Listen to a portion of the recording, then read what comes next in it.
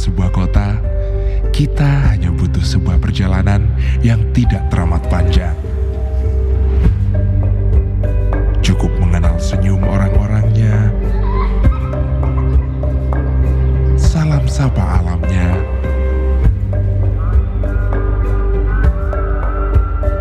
rona ramah peradabannya, dan perubahan yang membawa kita pada pengalaman hidup bermartabat yang sebenarnya. Bagaimana jika semua itu ada pada kami? Ayo, buktikan sendiri untuk makin dekat dengan Jember keren hari ini.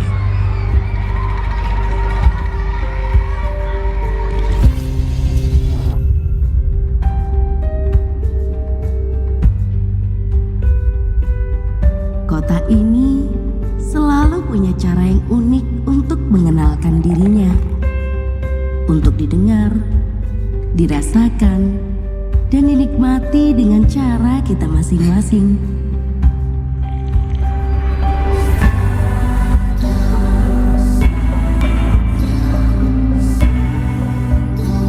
Tahukah kamu, jika salah satu kopi robusta terbaik di Indonesia berasal dari kota ini? Lebih dari itu, Jember menyimpan kekayaan alam melimpah yang tak terkira.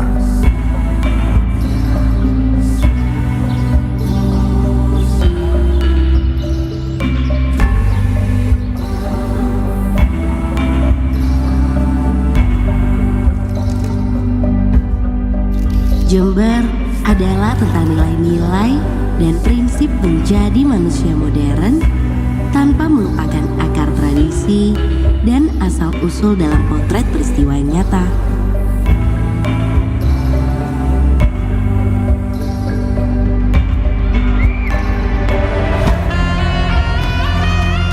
Semangat perubahan yang dinamis bergerak seiring zaman yang berkembang. Ikut mewarnai perjalanan langkah menjadi kota yang berkemajuan tanpa melupakan sejarah yang menjadi catatan.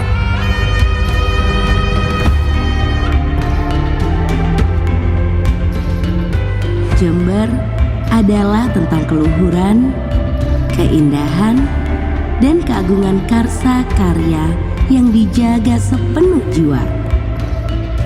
Diserahkan sebagai persembahan kepada dunia.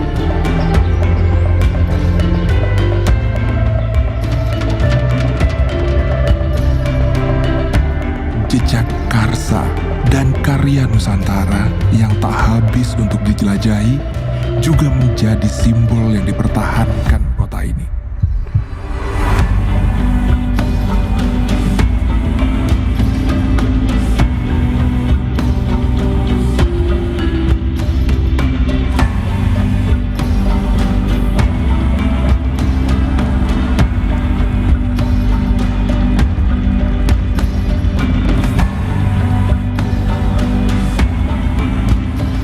Wajah baru Jember dalam keberagaman dengan jutaan pesona yang layak Anda nikmati sudah menanti.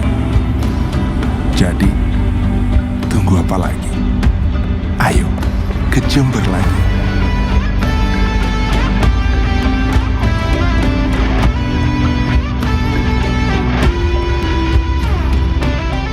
Jember adalah tentang rindu, selalu rindu. Terima kasih Jember, kini kami percaya keren adalah bahasa sederhana untuk menggambarkan pengalaman yang patut untuk dinikmati.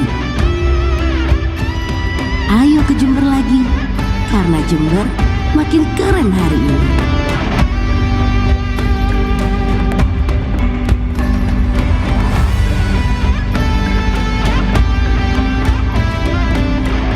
Jadi, tunggu apa lagi? Ayo ke Jember lagi, karena Jember makin keren hari ini.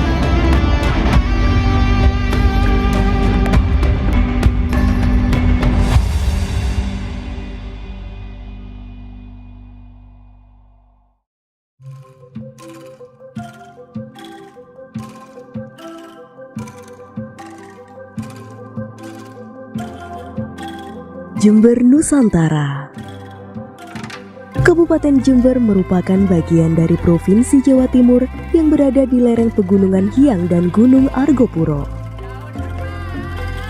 Memiliki letak geografis yang sangat strategis dengan berbagai potensi sumber daya alam yang potensial. Salah satu di antaranya yakni Pantai Papuma. Pantai ini terletak di sekitar 40 km dari pusat kota Jember. Panorama yang disuguhkan dari pantai ini sangatlah indah. Hamparan pasir putih, karang, dan perairan biru menjadi perpaduan yang sangat indah dan dapat menyegarkan mata.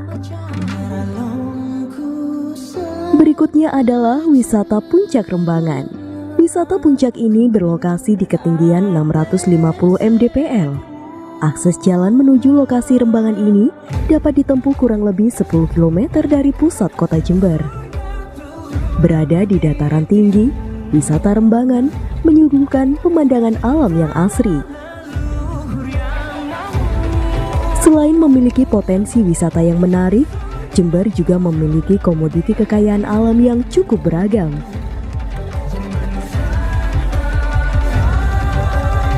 Dengan luas daratan 2.431 km persegi, menjadikan peluang untuk Kabupaten Jember memiliki potensi komoditi ekspor. Jember memiliki banyak potensi dalam bidang pertanian, seperti padi, jagung, kopi, tembakau, dan coklat.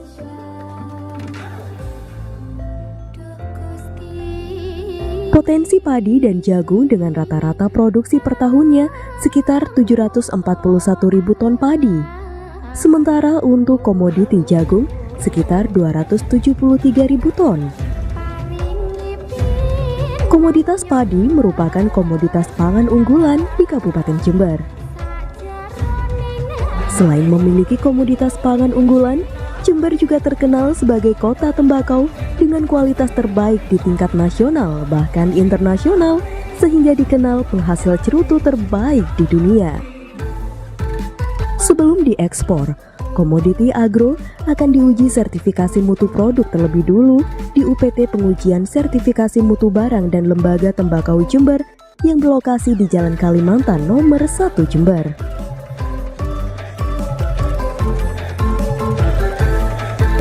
Selain itu, Pusat Penelitian Kopi dan Kakao Indonesia atau yang dikenal dengan sebutan Puslitkoka telah menjadi lembaga riset dan pengembangan kopi dan kakao nasional. Lembaga ini berdiri sejak tanggal 1 Januari 1911 lalu. Pada tahun 2020 lalu hingga saat ini, Puslitkoka telah memiliki visi menjadi lembaga penelitian unggul bertaraf internasional. Dan seiring dengan perkembangan waktu, Puslitkoka ditetapkan sebagai pusat unggulan iptek atau Center of Excellence untuk komoditas kakao dan kopi. Tentunya torehan prestasi dari Kabupaten Jember ini tak lepas dari kedudukan Jember yang dijuluki sebagai kota pendidikan. Julukan itu disematkan kepada Jember, salah satunya karena di kabupaten ini terdapat banyak perguruan tinggi. Di antaranya, Universitas Jember,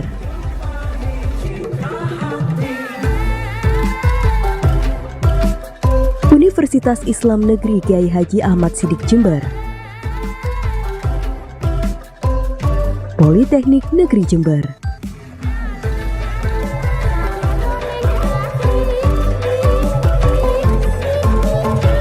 Universitas Muhammadiyah Jember,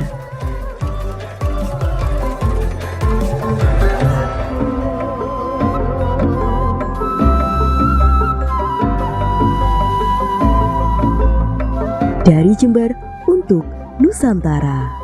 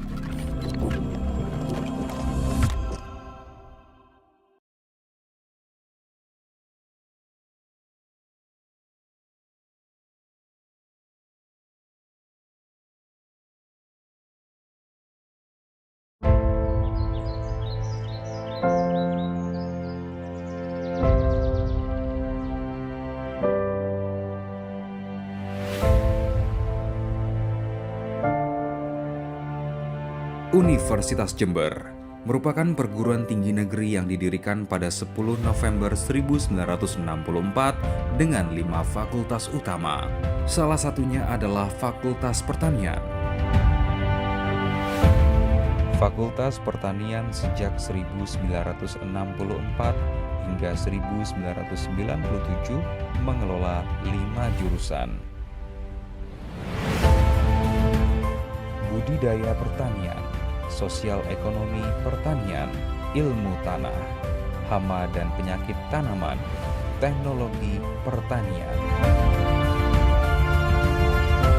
Sejak tahun 2017, mengelola 11 program studi, doktoral ilmu pertanian, magister agronomi, magister agribisnis, agroteknologi, agribisnis, ilmu tanah, proteksi tanaman, agronomi, penyuluhan pertanian, ilmu pertanian, peternakan.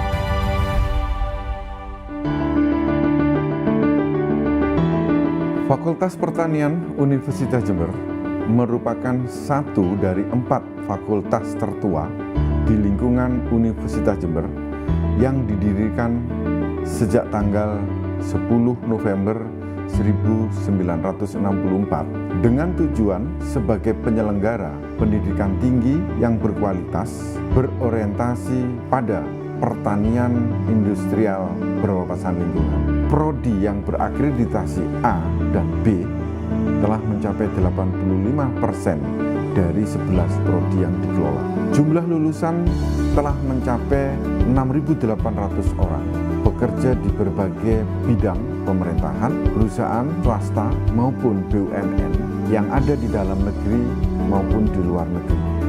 MOU kerjasama dengan stakeholder maupun universitas mitra baik dari dalam maupun luar negeri telah banyak dilakukan pada tahun-tahun terakhir ini.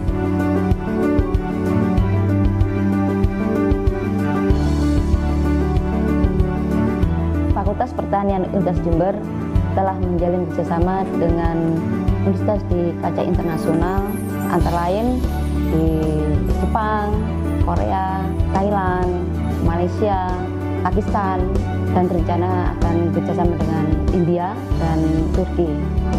Program yang telah dilakukan adalah student exchange, pertukaran mahasiswa, dan penelitian bersama. Ini dilakukan oleh dosen antar negara, melakukan juga menulis buku bersama. Dan kita sudah ada beberapa buku yang sudah diterbitkan merupakan tulisan bersama antara dosen-dosen yang di Fakultas Pertanian Jember dengan universitas yang di internasional. Fakultas Pertanian Universitas Jember memiliki unggulan yang menjadikan spesifikasi dari Fakultas Pertanian Universitas Jember dibanding dengan yang lainnya, yaitu kita fokus pada pertanian organik.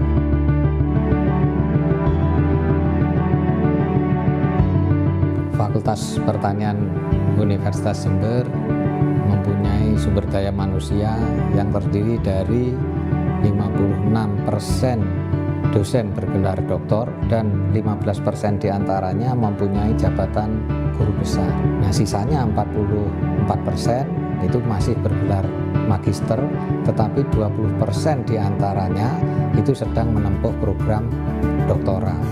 Fakultas Pertanian Universitas Jember menyediakan 27 laboratorium yang tersebar di antara 8 program studi program sarjana, 2 program studi magister, dan 1 program studi doktoral.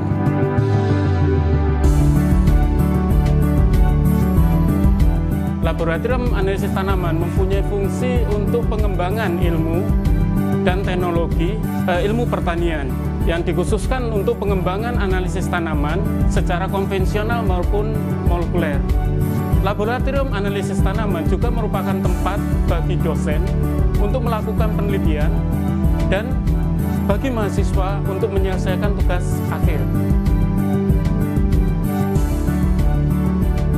Lab kultur jaringan ini merupakan suatu laboratorium kultur jaringan yang ada di bawah Fakultas Pertanian, dan ini manfaatnya sangat dipergunakan untuk penelitian mahasiswa S1, S2, bahkan mahasiswa S3 sekarang lagi mengerjakan kultur jaringan anggrek. Di samping itu juga mengadakan kultur jaringan dari tanaman singkong dan tanaman porang.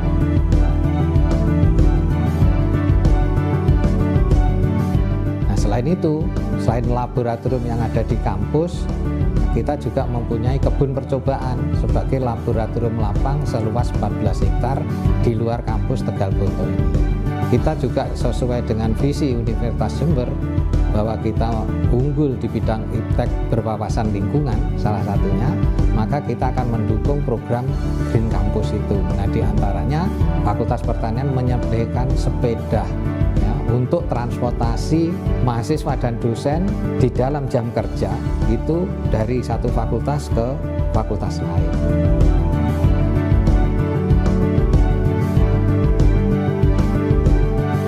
Tentu fasilitas sudah disiapkan oleh Bapak Pimpinan dengan berbagai fasilitasnya untuk kuliah.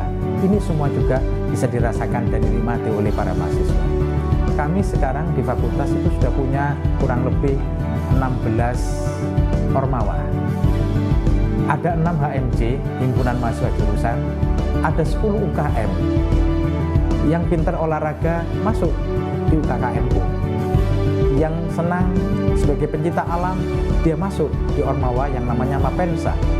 Yang dia senang terhadap dunia seni, dia masuk di Panjalu. Mahasiswa kita sudah menunjukkan kebanggaannya. Betapa siar kita, betapa ormawa kita yang namanya paduan suara, satu pun belum pernah selama ini keluar dari kandang. Tapi tahun ini kemarin di UNER, dia ternyata mampu berlaga dengan sangat luar biasa. Siar Ormawa telah menunjukkan prestasinya yang luar biasa. Walaupun belum juara 1, mereka tampil dengan gemilang juara 2. Ini suatu yang luar biasa. Saya bangga dengan mereka. Bagaimana mereka kakak-kakak dan adik-adiknya saling membaur menjadi satu. Tidak ada angkatan tua, tidak ada angkatan muda, semua jadi satu. Mereka sama-sama Fakultas Pertanian Universitas Jember. Itu yang membanggakan.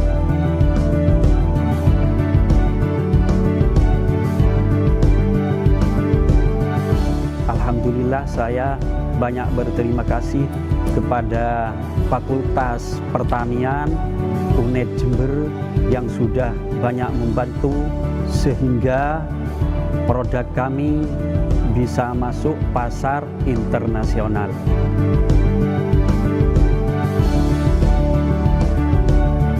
Tentunya menjadi mahasiswa Fakultas Pertanian Universitas Jember akan sangat menyenangkan dan bangga sekali karena tidak hanya kegiatan akademik saja yang dikedepankan, kegiatan-kegiatan non-akademik juga terfasilitasi dengan baik. Kegiatan non-akademik sendiri sudah kita dapatkan melalui kegiatan organisasi mahasiswa yang sudah banyak macamnya di Fakultas Pertanian, mulai dari kegiatan kesenian, kerohanian, kepemimpinan, dan pengabdian pun juga bisa kita dapatkan sebagai mahasiswa Fakultas Pertanian. Saya pribadi sebagai mahasiswa Fakultas Pertanian sangat bangga sekali karena di Fakultas Pertanian Universitas Jember ini sudah memberikan fasilitas agar mahasiswa yang mampu berproses dan bisa berinovasi nantinya untuk memenuhi kebutuhan pertanian. Pertanian sendiri merupakan salah satu sektor yang sudah menjadi perhatian tidak hanya di bangsa kita sendiri tapi di tingkat dunia. Oleh karena itu, kita sebagai mahasiswa Fakultas Pertanian dan sebagai pejuang pertanian patut bangga dan siap karena pejuang pertanian siap untuk berjuang. Saya sangat senang dan bangga sekali. Karena apa? Karena yang pertama di sini fasilitasnya sangat lengkap. Seperti contohnya, laboratorium kita ini merupakan laboratorium yang sangat lengkap. Terbukti dengan adanya mahasiswa lain dari fakultas-fakultas lain maupun dari universitas lain yang melakukan penelitian di laboratorium kita.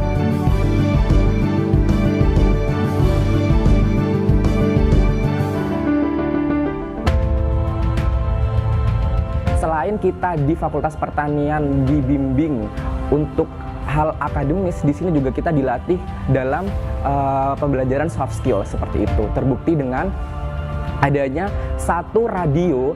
Di radio ini kita bisa diajari tentang bagaimana menjadi seorang penyiar yang baik. Juga ini bisa melatih kepribadian dan percaya diri kita.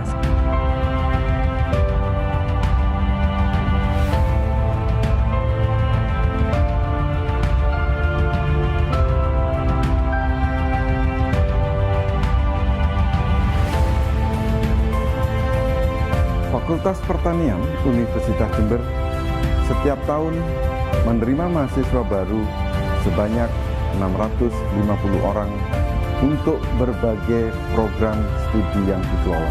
Dengan demikian, Fakultas Pertanian Universitas Jember siap mencetak para lulusannya yang berkualitas dan berkompeten di bidang pertanian industrial berwawasan lingkungan.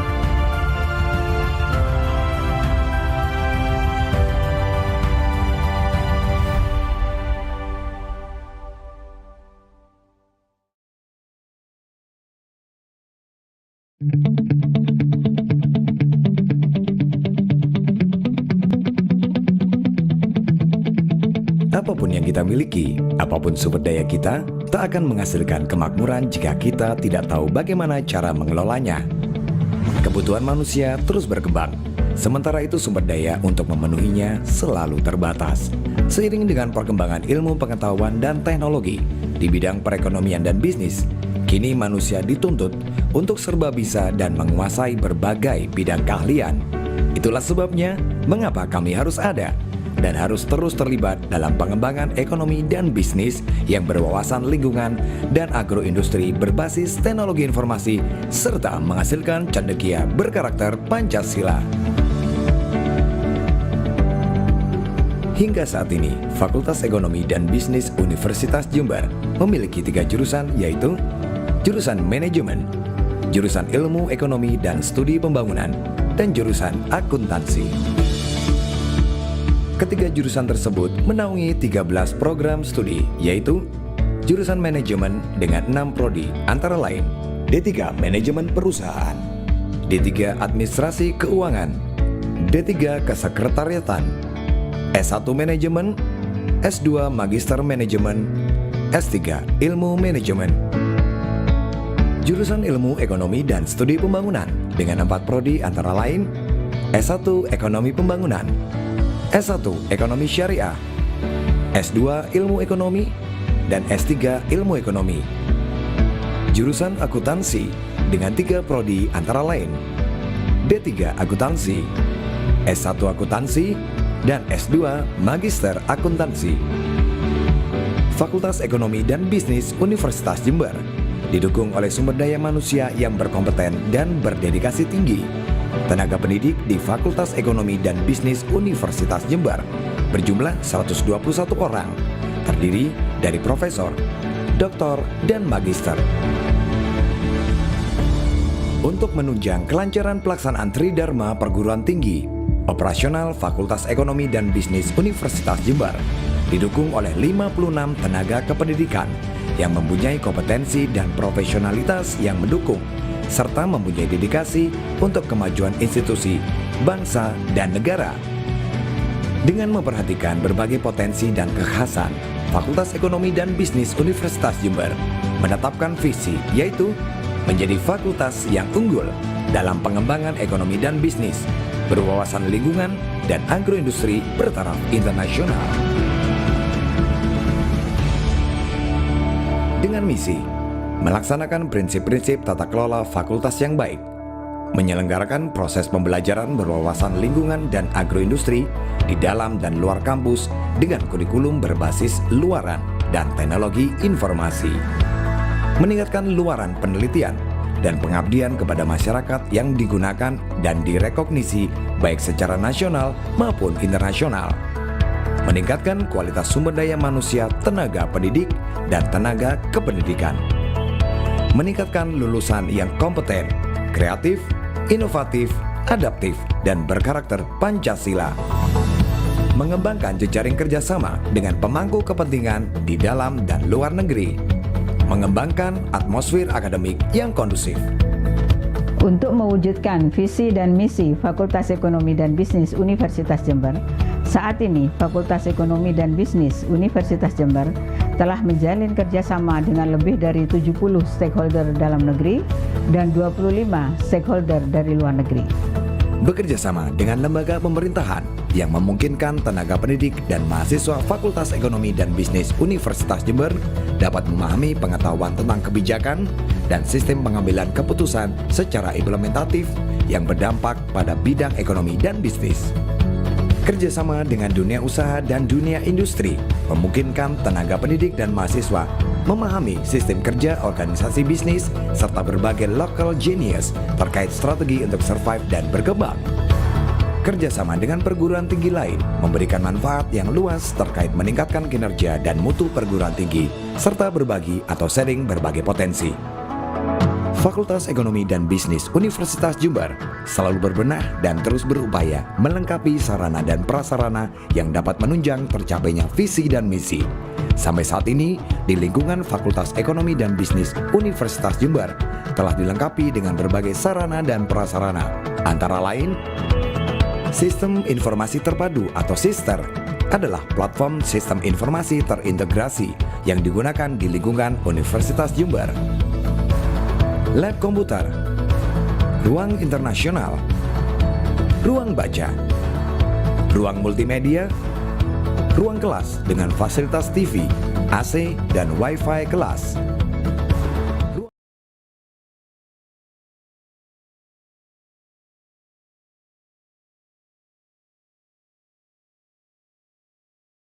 Wabarakatuh. Very good morning, ladies and gentlemen. First of all, let us express our thanks to the presence of Allah Subhanahu wa Ta'ala to organize this and attend it.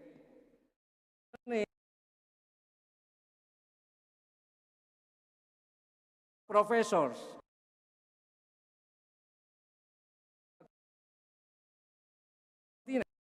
that is easy to 15 at the University of Jember, Indonesia, the International Conference of Food, Agriculture and Natural Resources, FANres, executive meeting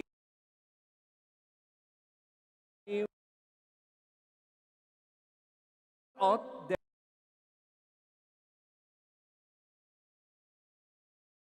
this is the 8th time at the University of Jember, Indonesia.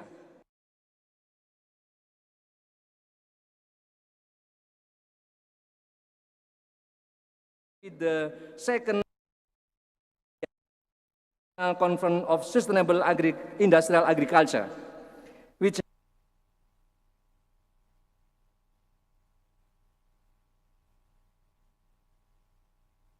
making this forum stronger and more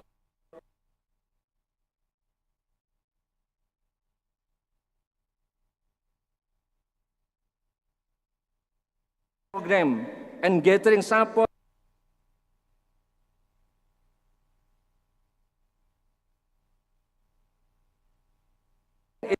in 2020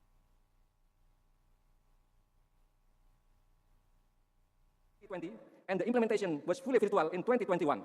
It is customary to do it hybrid in 2022. In 2023, it will basically be held offline while still accommodating requests from speakers who for special reason really cannot attend offline.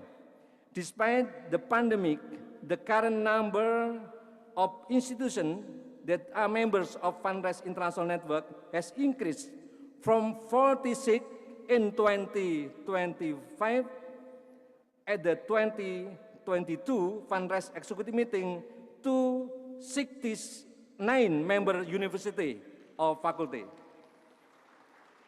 In fact, we continue to maintain the International Journal of FANres or IG FANres, which we created in 2020. Currently, it has produced 11 published editions, or has routinely published 3 editions per year, which is currently up to volume 4 and issue 3. Hopefully, it will be available soon, submitted for Scopus indexation. Thank you, Pak Prof. Bayu Taruna and team. Yeah. The 8th IC FANres and the second ICCR with the theme on innovation, technology, and natural resource management on industrial agriculture to accelerate SDGs achievement. We had with multi-parties collaboration within the University of Jember, which include the Institute for Research and Community Service, the Faculty of Agriculture Technology, and the Faculty of Agriculture. Terima kasih Pak Dekan FTP dan semua wadek yang begitu solid ya. Dan juga Pak Dekan Pertanian ya. Terima kasih banyak dan tim. Therefore, as President of the FANres International Network, I would like to express my thanks to the Mr. Rector. Thank you very much, Pak Rector. Extraordinary support for this FANres. Vice Rector, Dean, and Vice Dean, and especially the Dean of Vice Dean and Vice Dean of the Faculty of Agriculture Technology and the Faculty of Agriculture. The leader, including Secretary of Research and Community Development Institution, the entire committee, especially Bapak Dr. Rondi. Thank you, Bapak Dr. Rondi. But he always said that the chairperson, not him. Chairperson is Butriana. Thank you, Butriana. But Butriana also said bahwa the chairperson is Pak Rondi. Yeah. So I think better was a couple, couple. But a partner in FANres and partner in not in household, ya. Jadi couple di dalam kepanitiaan tapi bukan couple di rumah tangga, ya. Because it's them had their own partner. And also all committee, thank you very much. The entire committee along with work partners and Jember Region Government, Pak Bupati dan seluruh jajarannya yang juga mensupport acara gala dinner dan seterusnya, ya. As well as Indonesian Coffee and Cocoa Research Institute, Puslit Koka, which is pleased to also welcome field trips for our guests. And then appreciation which also expressed to the FANres executive member for the dedication and loyalty in working with the FANres network. To all speakers and participants for their contribution, we also convey our appreciation to all sponsors who have provided extraordinary support, including PT Ajinomoto, Pak Yudo, terima kasih, dan tim yang mensupport, Senyum Media, PT Mitra Tani, Maena, Primadona, and all sponsors. I cannot mention one by one. Hopefully, this conference will bring benefit and blessing in thinking that support food security and sustainable industrial agriculture for the country and the world. Before I close my speech, let me to rhyme. Rhyme adalah pantun, ya. Izinkan saya untuk berpantun. Bisa dijawab, oke, ya, biar semua tahu. Oke, ya. Apabila kulit terluka, sudah pastilah mudah obatnya. Namun tatkala hati yang tergores, sulit sembuhlah kiranya. Janganlah berduka apabila artikel ditolak penerbitnya. Ikuti konferensi dan FANres, perbanyak kolega dan raih manfaatnya. Ya, kira-kira ya dalam bahasa Inggris karena ada tamu kita asing, ya. If the skin is injured, it is finally easy to cure. But when the heart is scratched, it is difficult to heal. Don't be sad if the article is rejected by publisher.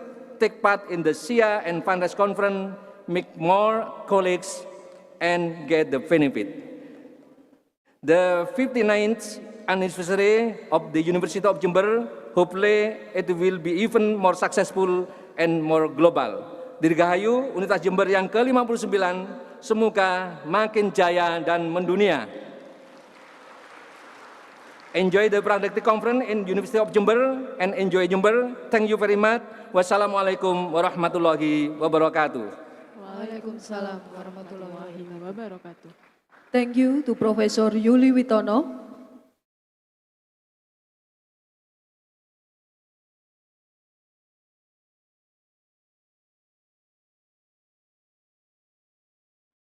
The second welcoming speech from President Prefectural University of Hiroshima, Japan, will showing the video from Japan. Mr. President of the Congress, ladies and gentlemen, congratulations on holding the 8th International Conference of FANres and the second International Conference of Sustainable Industrial Agriculture 2023. My name is Tomu Morinaga. I'm president of Prefecture University of Hiroshima, Japan. I'm very sorry I cannot attend this meeting, so I sent this message. By the way, there are many troubles occurred in many places of the world now. We have protect sustainable development goals. In that sense, this meeting is very important. So I hope the meeting ends successfully. See you again next time.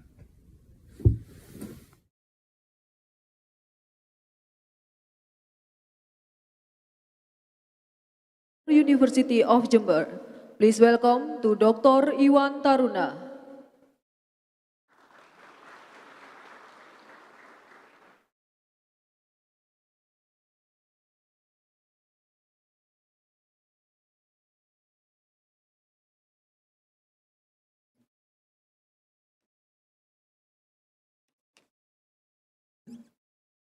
Bismillahirrahmanirrahim.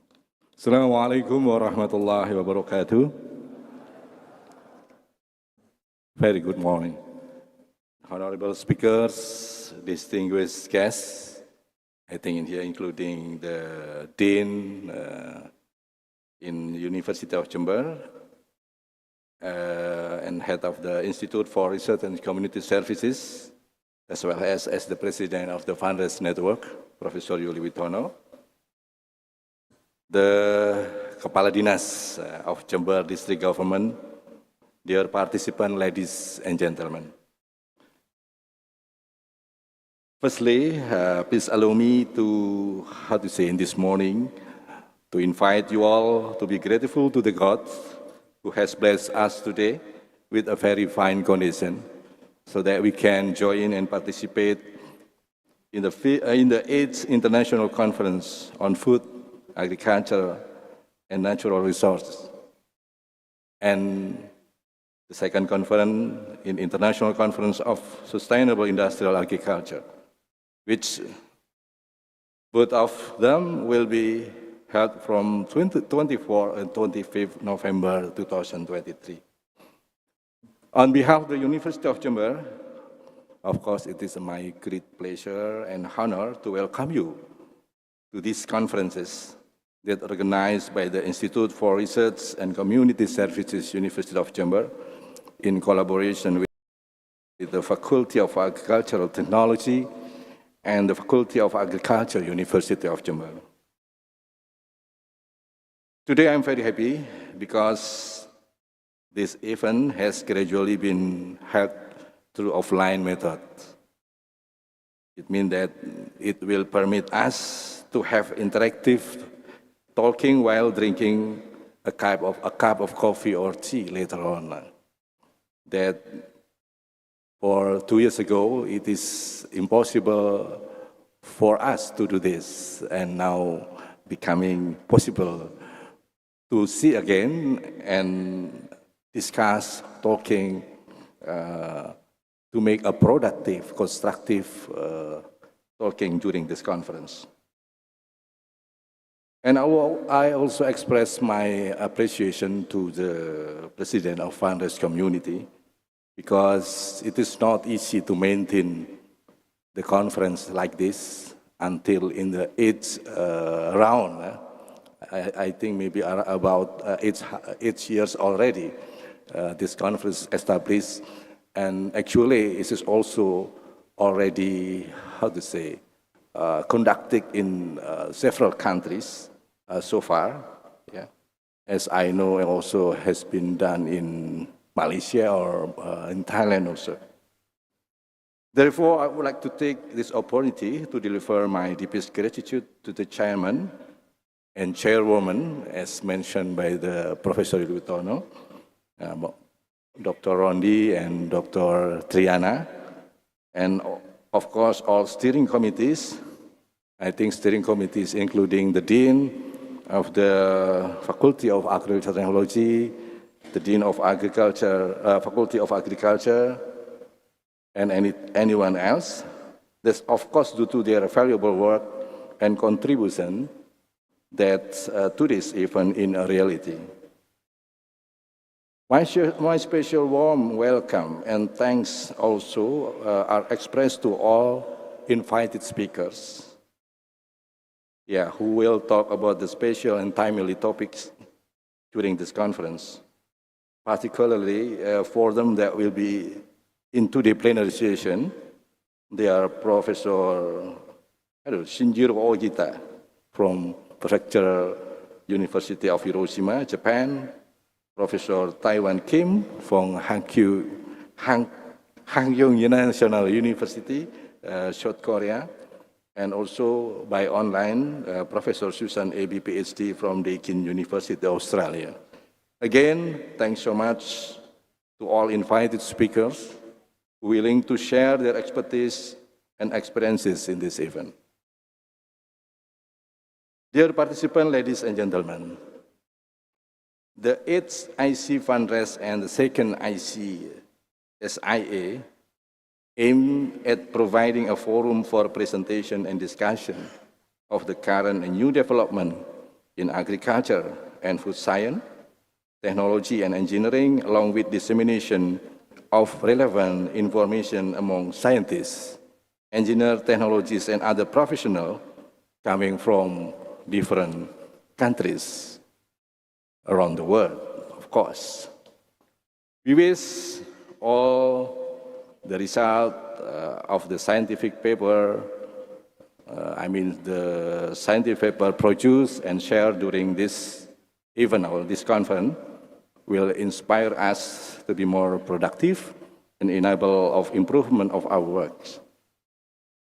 Since this scientific event is related and relevant to the University of Jember and Jember Vision and Mission, we do encourage this event be able to promote also for the opportunity in extending research collaboration between lecturers of the University of Jember and the researchers from the abroad. We know very well that University of Jember also, we call it the founder of the FANres. So for this reason, on behalf of the University of Jember, I'm very proud being a part of this network and will consistently committed to contribute and improve their regular agenda in the future. By this, we may accelerate the University of Jember efforts in realizing its long-term goal toward a world-class university. And finally, we would like to express our sincerest thanks to the sponsor for their very valuable support to this conference. Last but not the least, again, on behalf of the University of Jember, I'd like to sincerely apologize should there be any inconveniences that occurs before, during, and after this event. By initiating Bismillahirrahmanirrahim, I officially declare that the 5th IC FANres and the 2nd IC SIA are open and started. Thank you. I wish this event successful and enjoyable. Wabillahi taufiq wal hidayah. Wassalamualaikum warahmatullahi wabarakatuh. Waalaikumsalam warahmatullahi wabarakatuh. Thank you to Dr. Iwan Taruna.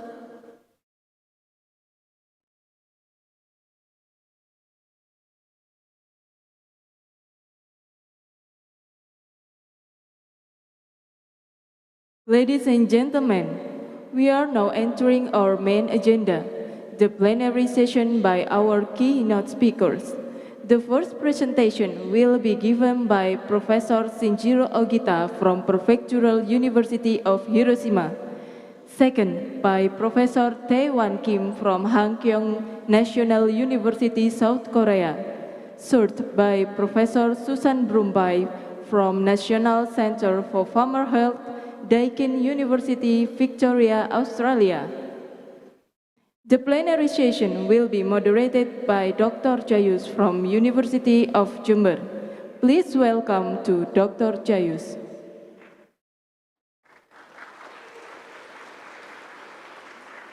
This event organized by University of Jember, Research Center and Community Service University of Jember, Faculty of Agricultural Technology University of Jember, Faculty of Agricultural University of Jember. This event supported by Ajinomoto, Government of Jember Agency, Department of Food Crops and Horticulture, Department of Education and Culture, Department of Communication and Information, Department of Transportation of Jember Agency, Head of State Financial and Asset Management Agency, Coffee and Cocoa Research Center, Mitra Tani 27, Senyum Media, Bursa Mahasiswa, Primadona, Maenak. I would like to introduce our moderator.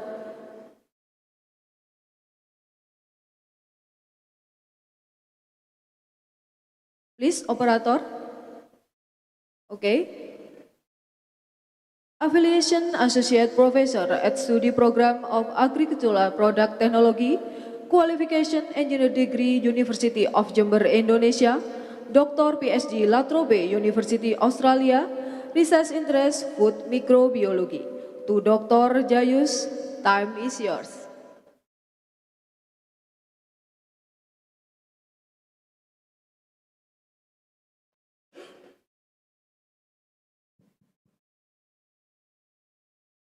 Thank you, Master of Ceremony, for introducing me this morning. Ladies and gentlemen, good morning and thanks for the attention. Assalamualaikum warahmatullahi wabarakatuh. So we welcome you all, Mr. Rectors and invited speakers and all happy invited speakers again. Today, this morning session, the plenary session, we will have a very talented speakers that we have here. The first speaker, it could be Professor Shinjiro Ogita. Is that right pronunciation? The second, it would be Professor Tae-Wan Kim. And the next, it could be Professor Susan Brumby. Okay, before we start with the talk this morning, I'll introduce the very talented speakers this morning. The first is Professor Shinjiro Ogita. He is a professor and director of Field Science Center, Faculty of Biological Science, Department of Developmental of Water Resources, Prefectural University of Hiroshima, Japan. And currently, he is also the Dean of the Faculty of Bioresource Science, Prefectural University of Hiroshima.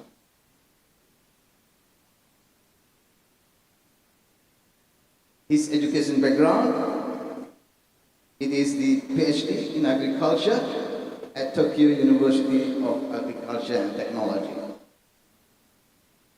And his specialization is actually in plant cell engineering.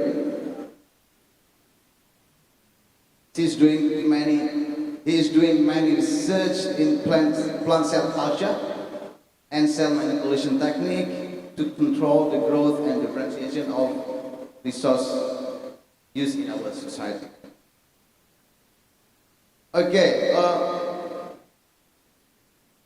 his Research interest is also the establishment and provision of cell manipulation technology to freely select and design plant cell according to their purposes.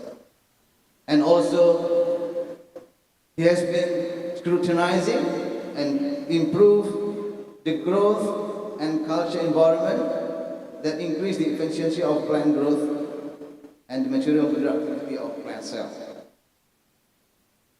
He is also doing research on local issues and plant resources and recommendation for their utilization.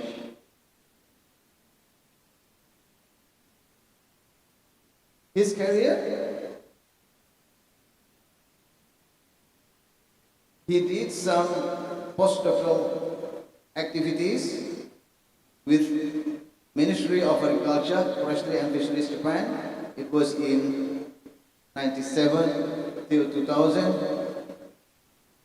And he is also worked at Nara Institute of Science and Technology in Japan in 2000-2003, and he was also worked at Toyama Prefectural University in Japan till 2015, and till present he is a lecturer in Prefectural University of Hiroshima. That's the first presenter today. So without any further ado, I'll hand over the time, Professor Okita. Your topic, it could be plant cellular agriculture, a new trend for food and material production. Time is yours.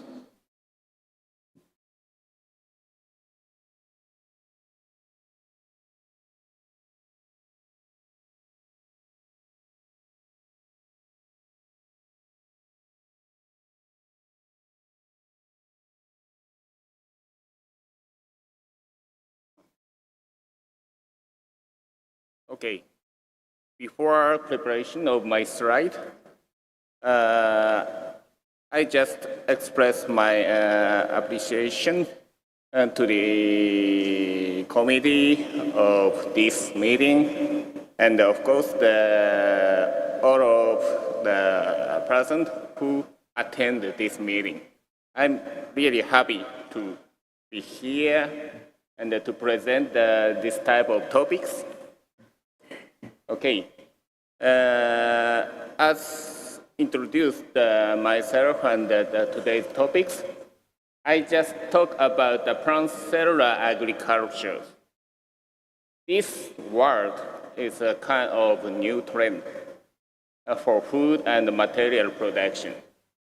Okay, next slide, please. Oh, this is my introduction, just skip. Next slide. All right. Think about the food production, especially agriculture. And these topics published from the FAO, the United Nations Association, and in 2016. But we already know the impact of extreme climate event or climate changes become a bigger, stronger, and a serious problem. And this figure showed the effect of El Nino. The one is just attack to the Asian region or Caribbean region or other region. And the impact is not only the drought stress, but the kind of heavy rain, snow, or storm. And we have to overcome the problem, and we have to mention this type of extreme climate effect. Okay, next slide, please. Okay, and last year, FAO also mentioned about the food security, about such a worldwide environmental damage. And when I saw this report, I think about what can I do, or what have to do. And please think about what do you think about this situation, and what we can do against this problem. And I think we have to, oh, sorry, the part is in Japanese, but we have to reconstruct the production way about the food. Or we have to reorganize the system in the worldwide system of food production. Okay, next slide. Okay, this is sate ayam, I think. But this is not natural product. This one, actually the bottom line, this chicken meat is cultivated meat, okay? Not the natural, but looks really tasty. All right, what do you think? All right, next slide. Yes, this year the FAO, or WHO published the report about the milestone publication, the food safety aspect of cell-based food. I said the cultured cell meat, but the cell-based food is thought to be a product by culturing cells originating from animals plus plant or microorganisms. So we can produce the hopefully delicious food by using the tissue culture technology. Of course, the animals, plant, or microorganisms. And we can say the production method of cell-based food is called cellular agriculture. And today I talk about especially plant cellular agriculture. Okay, okay, next slide. All right, before starting my talk, I just brief checking this type of term, cellular agriculture or culture cell meat. So I just checked the data, and this data showed from 2018, we tend to use the term, or we focus on pay attention to the cell-based meat, but many were distributed. Okay, next slide. Okay, this is another example. And as a word, cultured meat is kind of a general term. It's about 30% cultured meat. The others, the lab-growing meat, or sometimes people say the fake meat. Not so good word, but just pay attention to these words when you think about the cell-based meat. Okay. Next slide, please. Okay, next slide. Okay. And this is the report from FAO and WHO. And in this report, 9 things to know about the cell-based food already launched. And next slide, please. Okay, next slide. Yes, I just pick up the 9 things from what is it to some of the next steps that complement authorities can consider and undertaking. please visit the video or this report in a website and just check in the content. And of course, we have to know what is it and what in the name or cell-based food are no longer or something like that. All right, I just introduced the several. Okay, next slide. Okay, just back to my topics, the plant cell agriculture. Okay, next slide. Yes, I just focus on a significant advance in plant cell tissue and organ culture. We sometimes use the PCTOC as a term, or just say the plant cell culture, the PC, that have been made in the last 5 decades. That means almost all the modern technique in this case. But think about the cellular agriculture, plant cellular agriculture. The PCTOC is now thought to be the underlying techniques for understanding the plant itself. Or we can use this type of technology for establishing a functional or superior plant or plant cell itself as food, medicine, or natural resources. Okay, next slide. Okay, just click. This is just small video to introduce the cell culture or plant tissue culture techniques. This is the culture room of my laboratories. And you can see the plant itself or cultured cell itself. And this is a clean bench, laminar flow. And the actor is mine. When we transfer or maintain the cultured cell in a liquid conditions, so firstly, we have to maintain the good quality calces in the petri dishes and pick up the well-growing cells. Of course, we have to select and choose the good one and put into the liquid conditions, like this one. And burn after burning, and just tightly keep and just shaking on the shaker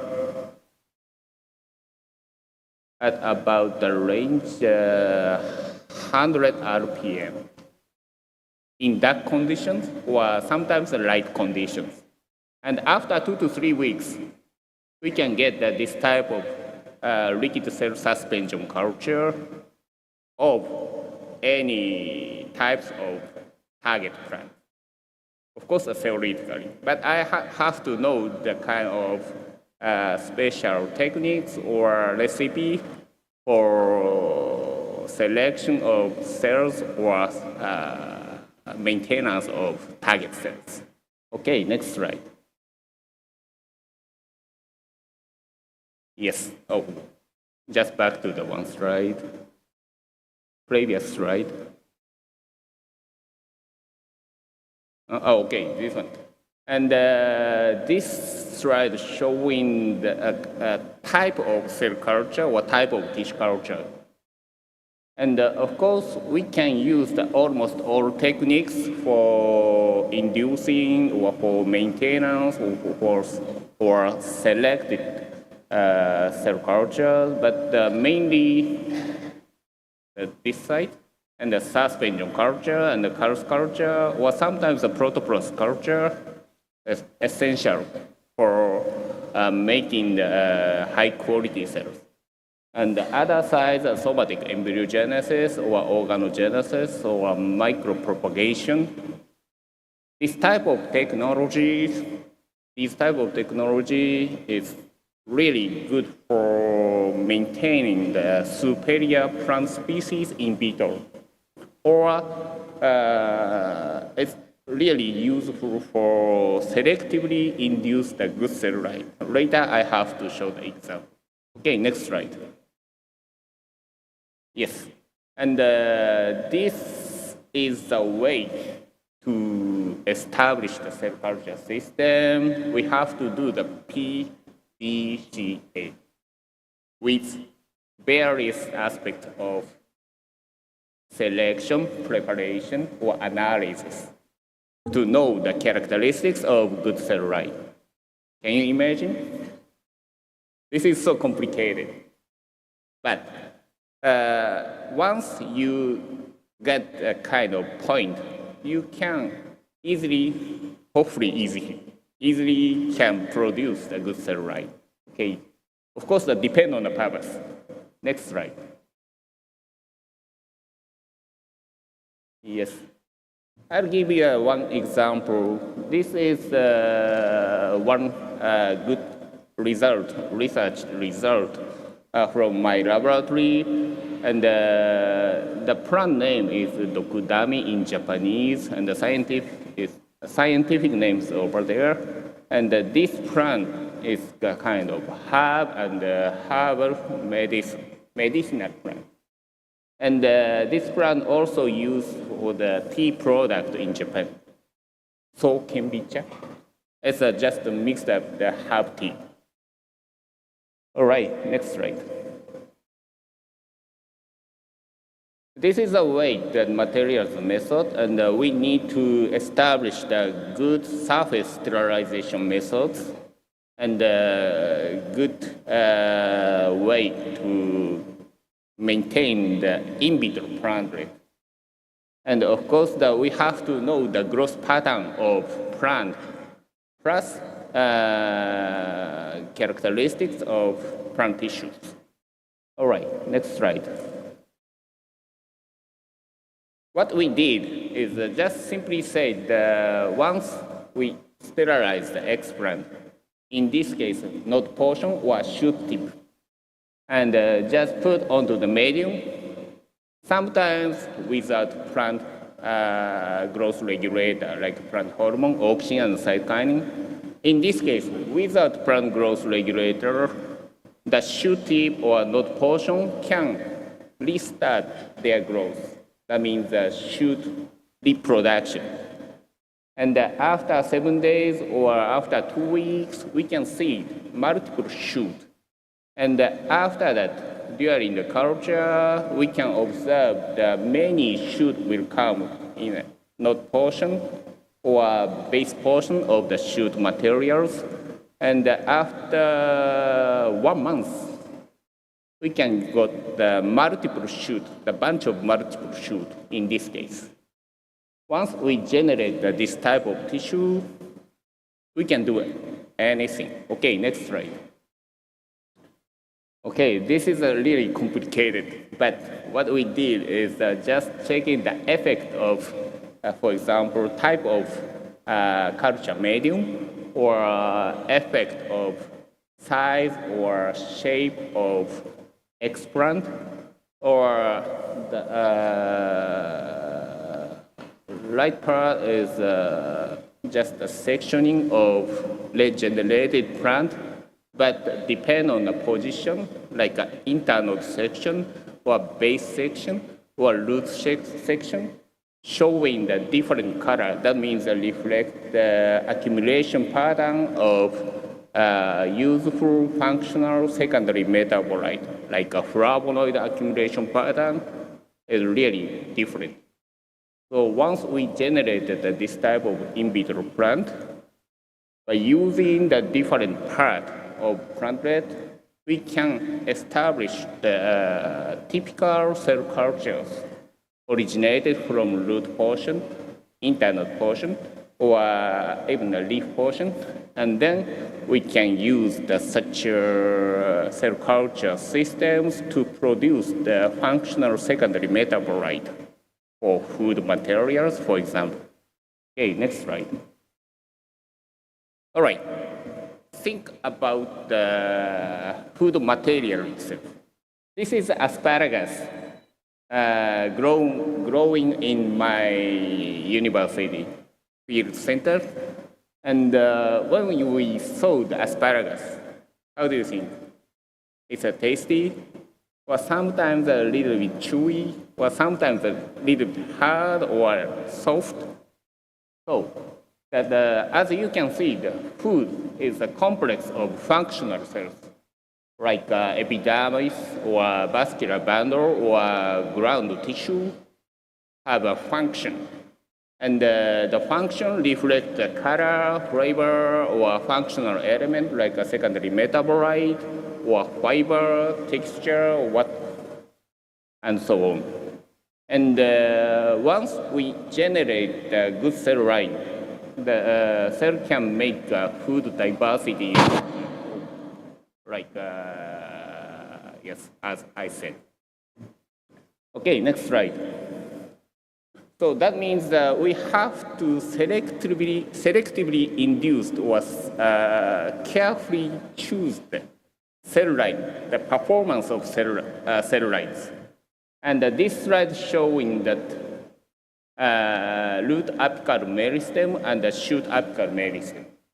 And we have to focus on OC and QC. That one is the organizing center of meristematic region. And the meristematic region, including the stem cells. So you can see the blue color or little pink color showing the stem cell region, stem cell niche. Okay, and this is the case pattern of the plantlet. But when we thought about the selectively induced cell lines, we have to, well, we should check the existence of stem cell-like structure in a culture cell. Okay? Okay, next slide. Next slide, please. All right. And when we check some references, the stem cell developmental potential is classified, theoretically classified like this one. Unipotent to totipotent. And of course, the unipotent, for example, a stem cell able to develop into only one cell or tissue type. So like epidermal cell become epidermal cell. Or vascular bundle, that means a fiber cell, tracheal element, become a tracheal element, theoretically. But for food materials, we need to establish at least multipotent or pluripotent cell lines, right? Okay, next slide, please. Yes, this is an example. This is the coffee somatic embryogenesis, and the coffee somatic embryo can produce, induced from the leaf segment, like this one. And after 1 week, we can see the leaf materials become a little bit shrink. And 3 weeks and 6 weeks, at the cut edge, we can see the specific cell mass. And when we observe the specific cell mass under the microscope, that one is really mitotic active. Plus, we can see the kind of performance of cell mass, such as cell mass. Okay, next slide. Okay, this is just example. Once we generated the somatic embryogenesis, and okay, next slide. Right. We can use this type of cell mass to produce the genetically modified coffee, like a decaffeination. But this is just one example. The point is the somatic embryogenesis itself. Okay, next slide. Okay, here the establishment of pluripotent cell culture, and one of the students from Jember University just focused on this type of topics. And what we did is just carefully check the surface structure of somatic embryos. That one is panel small a to small d. And B, C, D showing the fluorescence image. And the epidermal layer, that one is the surface of somatic embryos, really active for producing any type of cells. For example, the bottom, A and B, the petri dishes, and A showing non-embryogenic cells, and the B showing the embryogenic cells. In this case, from somatic embryos, we can selectively induce the two types of cells, embryogenic and non-embryogenic. And these can be used for the caffeine production, for example, and we can manipulate the functional element by using this type of cells. Okay, next slide. Right, and this is an example, another example.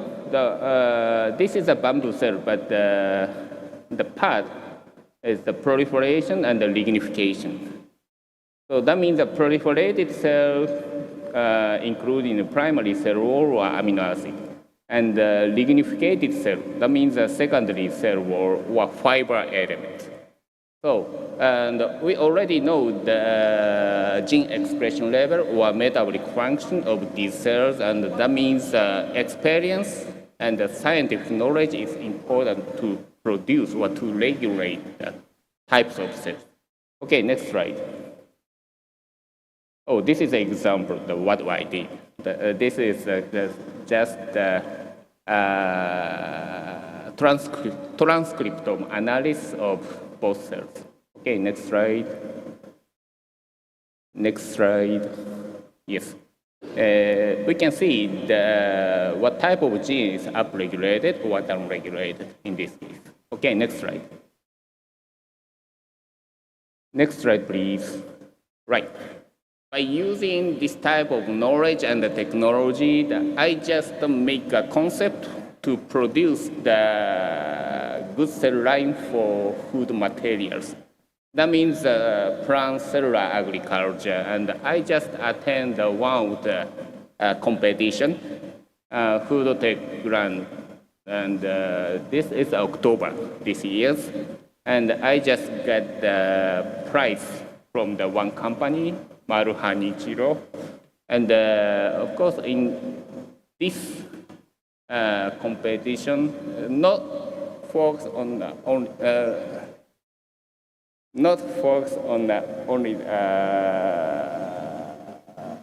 cellular agriculture, but the other food technology. But the plant cellular agriculture tend to focus from the Japanese companies. Yes, I can say so. Okay, next slide. And I just organized the one unit, the Plant for Social Multi-Unit. That means a PSOM. And our unit have a kind of technique to produce any types of culture cells from the target plant. And we can manipulate the function of the cell, as I mentioned. Of course, I can transform, I can improve the cell itself by using the latest technology. And our unit, PSOM, just focus on the plant cell agriculture. Of course, I just invite my partner university, including the Jember University and USIM from Malaysia. Okay, next slide. Oh, sorry, this is the part, Japanese in part, but when we saw the graph, that one is the growth pattern of liquid culture conditions. And that flask size is 300 milliliter, and the culture medium, the volume of culture medium is 100 milliliter. And during the culture period, about 14 days, that means 2 weeks. Within 2 weeks, the liquid culture cell just proliferated up to 80% or more than 80%. So that means proliferated cell mass is almost 100% plant materials. And of course, by using the several cell line or several culture conditions, we can control the function of target cells. And after mix up the culture cell, we can produce the food materials within a short time with sustainable conditions. All right, next slide. Yes, this is an example of a cultured cell with different color or different functional elements from whitish, yellowish, or brownish. Okay, next. And after collecting the cell mass and the filtration and the collection, and just to make some example, like a cookie or like a small powder or small chips made from plant cell. And another slide, another example, next slide. Sorry, next slide, please. Right. And now we focus on one specific plant species like a camellia. Of course, the camellia, including the several species, but the most important camellia is a tea, right? This is a Japanese origin, the camellia. And of course, the Chinese origin exists, but my focus is the Japanese camellia species. And we already established several cell lines from the several camellia variety, especially the flavor specific or growth specific or some functional metabolite accumulating variety. Okay, next one. Next slide. Right. This is another example of the camellia. In Japanese, tsubaki or so. And the tsubaki plant, camellia plant, can produce the big fruit. And the big fruit accumulating the oily component. The percentage is 40%. That one is a really high quality oil from plantlet. So that means if we can produce the cultured cell like the orange picture, that one is a specific staining method for oily component. And I already established the oily component producing cells from camellia plant. And basically 10% to 40% the oil component accumulating in this cells. So that means that we can use the cultured cell for oil production, of course, especially food, or just think about another idea for functional materials. Okay, next slide. All right, this is the last. And to generate the cell lines, or to generate a good way for plant cellular agriculture, we need 4 steps. One is the cell selection, as I mentioned, and I already established such a protocol or such a trick for cell selection. And the production, we already focus on coffee cell, for example, or tea plant cell, or tsubaki cell for oil production. And the harvesting, that means not from the field, but in a laboratory level or large-scale production. But the harvesting is a little problematic for scale-upping or understanding from the public. And of course, the food processing, we just make a kind of test example, but for actual food processing or formation, we need public acceptance.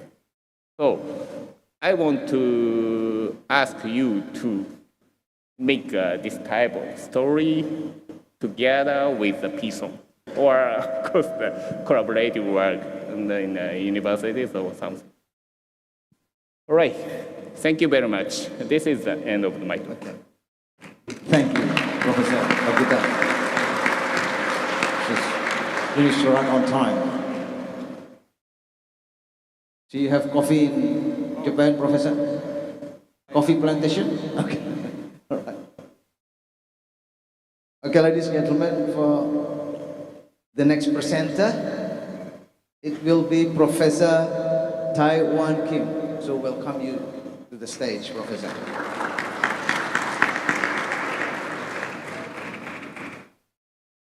Before Professor Kim starts with his talk, I'd like to introduce him a bit about his professional background. Currently, Professor Tai-Wan Kim, he is a Vice President of Hangkyong National University, HKNU for Foreign Affairs. And he is also a professor at Department of Plant Life and Environmental Science, Hangkyong National University. His educational background, Professor Kim, he was graduated from Korea University in 1985, and for her master degree, he got it from the Korea University in 1987, and his PhD, he graduated from another university. It was University of Graz, Austria, in 1994. So his research, and also his research instead and book published by him, he got plenty book published. In 2009, he published a book about medicinal plant in Korea, and also Encyclopedia of Medical Plant in Korea in 2008. And I'm gonna read the last, the first book published by him, it was about basic and application of soil fertilization in 2003. And he published a lot of publications, mainly focused on proteomic evaluation of adult of Rhizoperta dominica resistant to phosphine. And also he published this in environmental toxicology and pharmacology. He also got a few patents here about bioethanol production using Thypa species.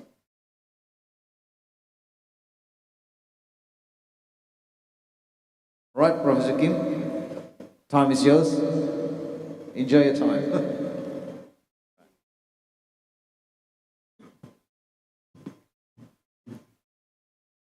Thank you. I thank you your honorable invitation in Jember, University of Jember. So I'll present today. I'll present some conceptual and very short photochemical analysis. So recently I have interesting on the analysis of non-destructive analysis. This method is this method is inexpensive method, very cheap, and so today tema is analysis of spectral vegetation index of radish. According to nitrogen,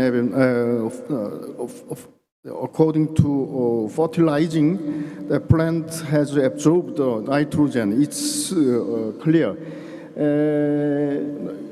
This method is applied to radish, but also not only radish, but also almost all plants. Okay, so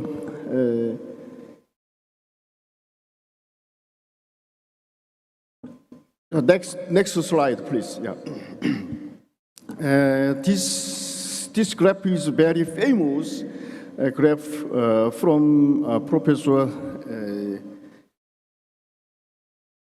Kautsky, Austrian chemist and physician. He had found this pattern in a plant leaf. Chlorophyll can typically fluorescence this type. So 0OJIP, that's O is origin, J means jump, and I is intermediately, and the peak is maximum fluorescence. That means peak. This is very important on the photochemical research. You can, as you can see, this reaction time is not over 1,000 millisecond. That means 1 sec. During 1 sec, this surprising pattern can be changed. Okay, next time, yes. So nowadays, many plant analysis sensors, they used very wide range reflected wavelengths. Some normally plant use from 400 nanometer to 700 nanometer. It means photoactive range, but I think plant has not only in this range, but also the wide range wavelengths, especially near infrared regions, so very important. So you can see right side wavelengths. Plant can reflect the absorbed light wavelengths, and then plants emitted some wide range wavelengths. Therefore, you can detect what is happening in plants. Some vegetation and stress index can be used. This from blue to near infrared range wavelengths. Of course, satellite can use almost light wavelengths, but you can use that satellite, but this vegetation index calculatable method. You can use. I introduced today this method.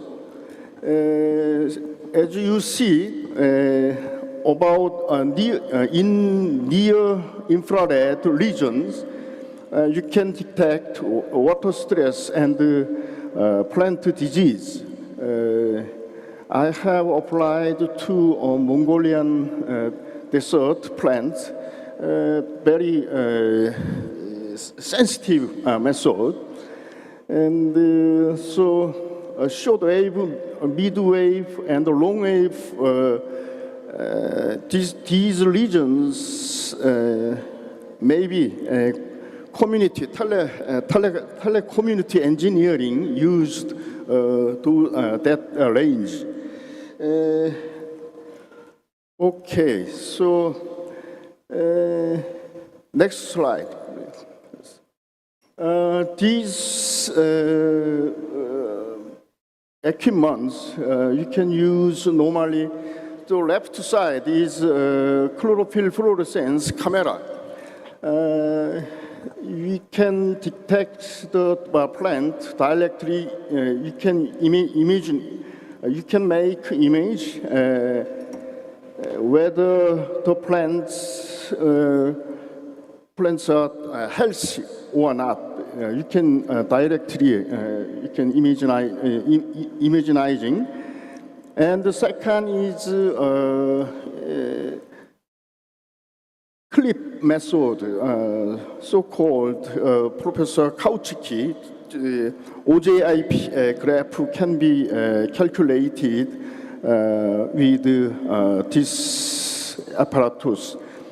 As you see, plant leaf is located on the clip, and you can measure the OJIP parameters. And the third is, as you know, the drone. Drone can be also equipped with some hyperspectral instruments and chlorophyll fluorescence instrument and so on. I think that a drone method can be used normally for vegetation, how vegetation is, whether vegetation is healthy or not, disease or not, and stress such as water stress and temperature stress and so on. Yeah. And last is a polypen, a very cheap instrument, but very powerful. That can we can get the data ranged from about 700 nanometer to 3,000 nanometer. It is not expensive, and we can use this.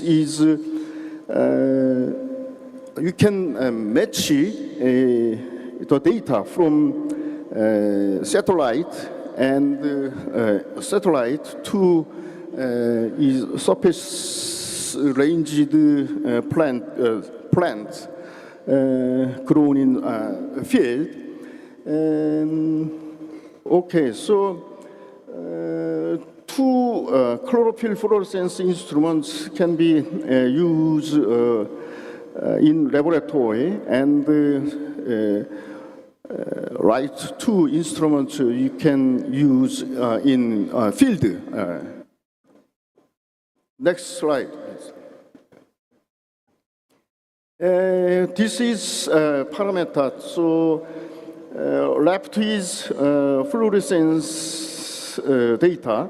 So conceptually, left ABS per CS, that means light absorption flux per cross section, so-called chlorophyll fluorescence.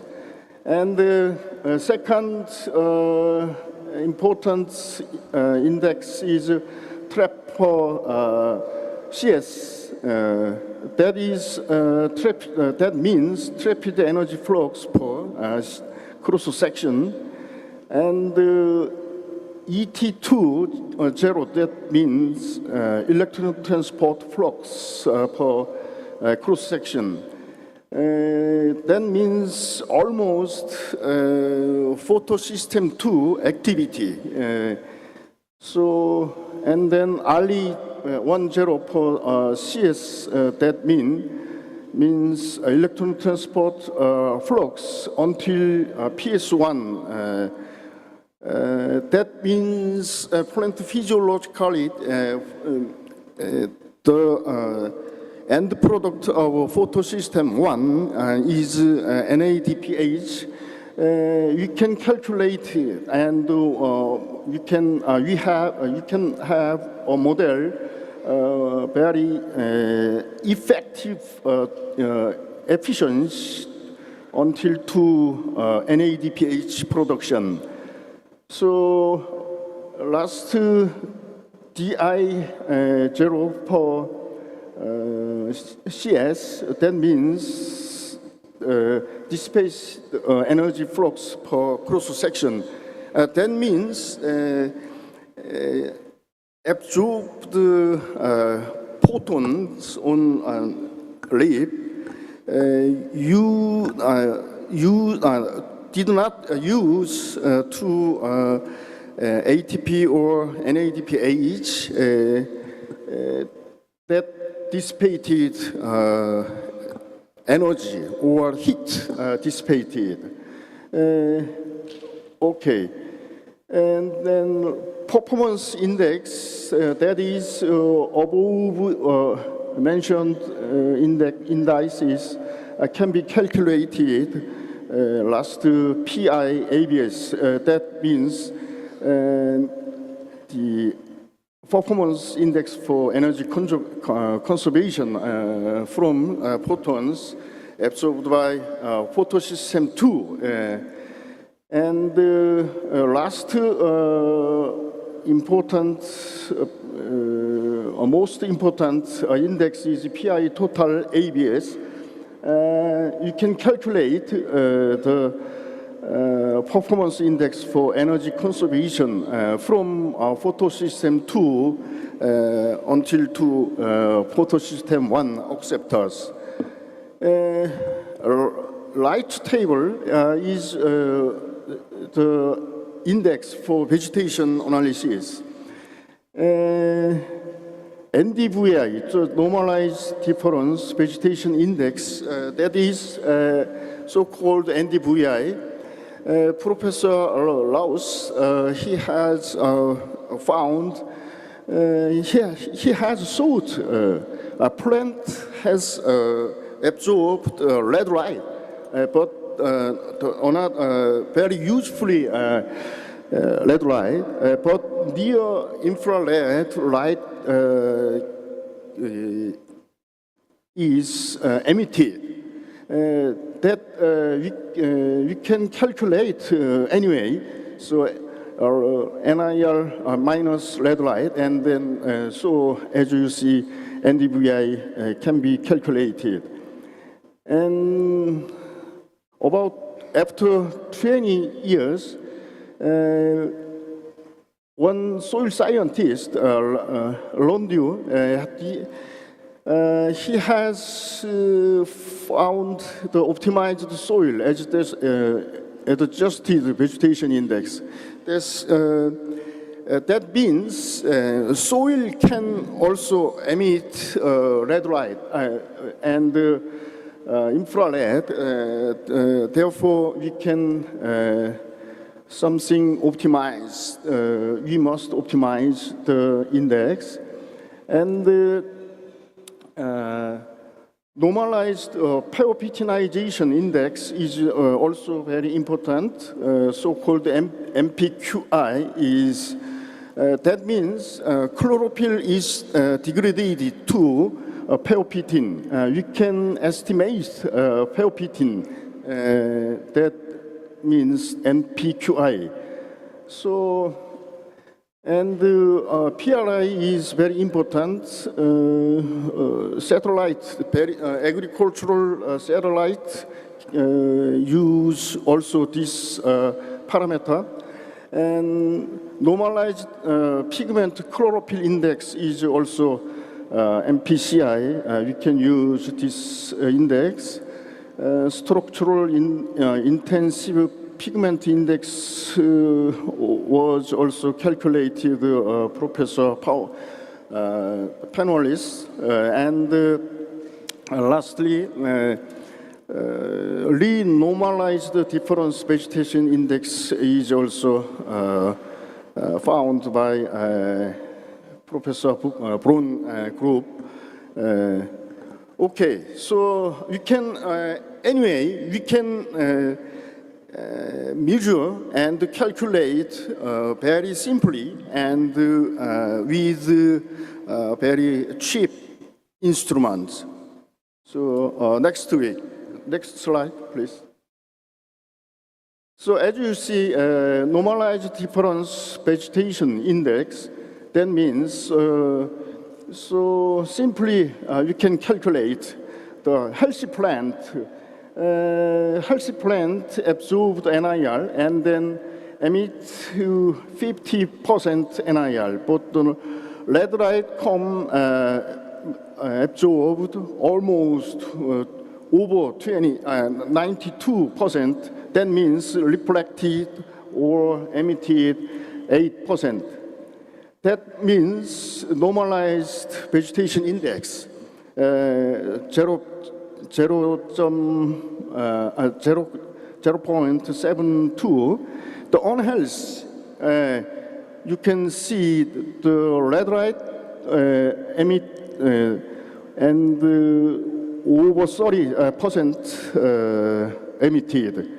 That means shortly, plant cannot photosynthesis. Okay, so unhealthy plant NDVI value is 0.14. Yeah? So next slide, please. Yeah. This is a PRI image.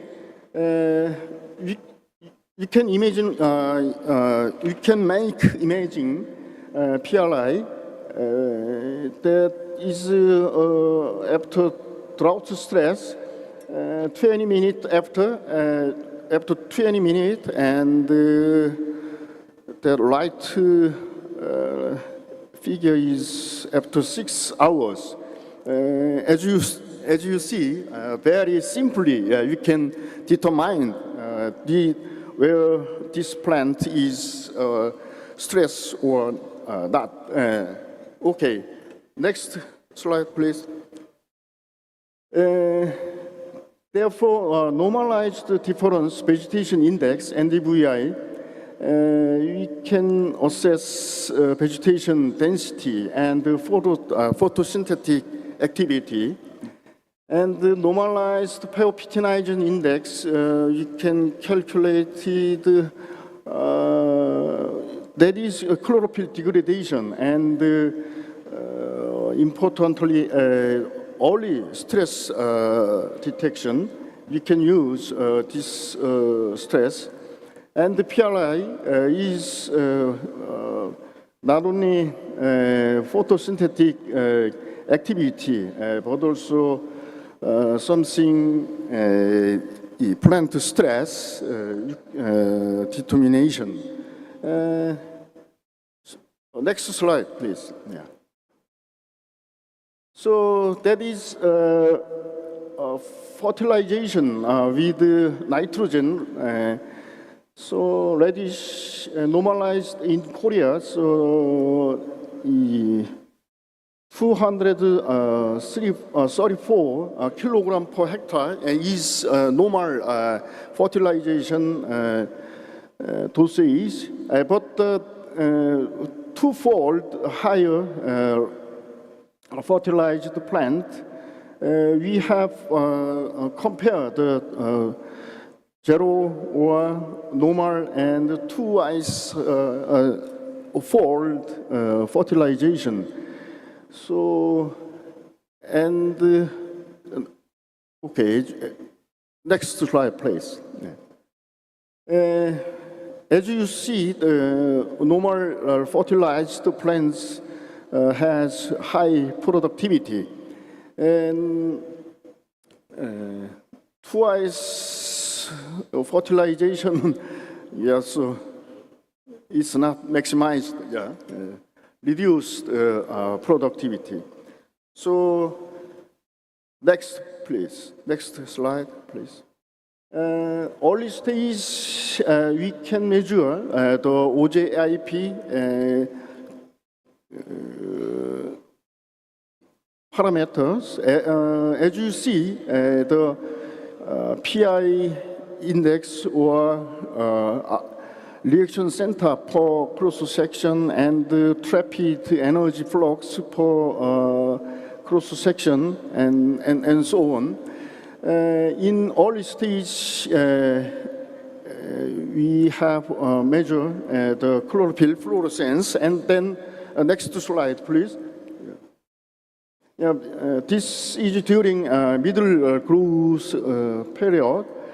The parameters were extremely changed. So green line is normal fertilized plant, and so you can see double fertilized plant has higher photosynthetic parameters. And electron transport until to photosystem 1, the double fertilized plant has higher than normal fertilized plant. And this is middle growth stage. Next slide, please. Next slide, please. Yes. We have measure also during harvest stage, and so chlorophyll fluorescence parameters were dramatically changed. So double fertilized plant has also almost all photosynthetic parameters were reduced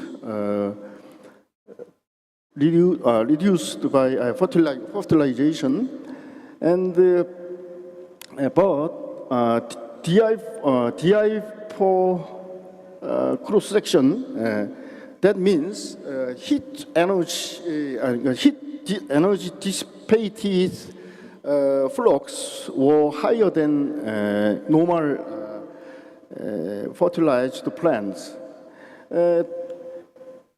So, as you see, we can measure the photosynthetic activity with a very cheap instrument, and you can determine that there is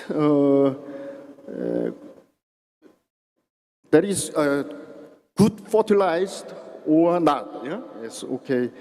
And not only nitrogen fertilization, but also another abiotic stress is you can measure these instruments. And next. Yes, you have graph feed. So middle is ET20 per cross section. That means whether the photosystem 2 is healthy or not. Yeah? You can see no fertilized plants has low values, lower value than other nitrogen fertilized plants. Light graph is alipo 10 per section, cross section. That means absorbed light can transport until photosystem 1 last acceptors. That means nitrogen can help electron transport. Yeah, so, okay, so next slide, please. That is a vegetation index, or you can use some vegetation indices, and NDVI, so early growth from early growth stage to harvest stage. That yeah, so very we can estimate the situation of a plant, and MPQI also you can use, and PRI, last PRI is very important. They give some results. We can use vegetation index, and you can use determine the plant stress. And okay, next slide. Excuse me, Professor. Yeah. You have 4 minutes left. Oh yes, okay. So last slide.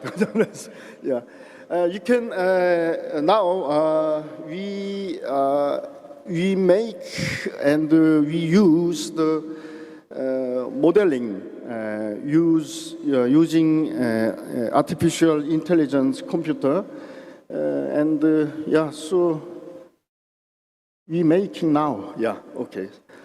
So next slide, please. Yeah. Okay. I have concluded. I would like to chlorophyll fluorescence analysis and the vegetation index analysis serve as a powerful tool for assessing the plant health and the productivity. Yeah. Thank you very much. Your attention. Yeah. Thank you very much.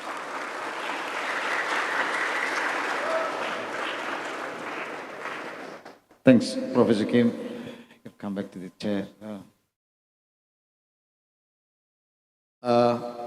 Ladies and gentlemen, we still have another presenter. Last but not least, for the last presenter for this morning session will be Professor Susan Bromby from Deakin University. I hope she already joined with us. Professor Bromby, are you with us?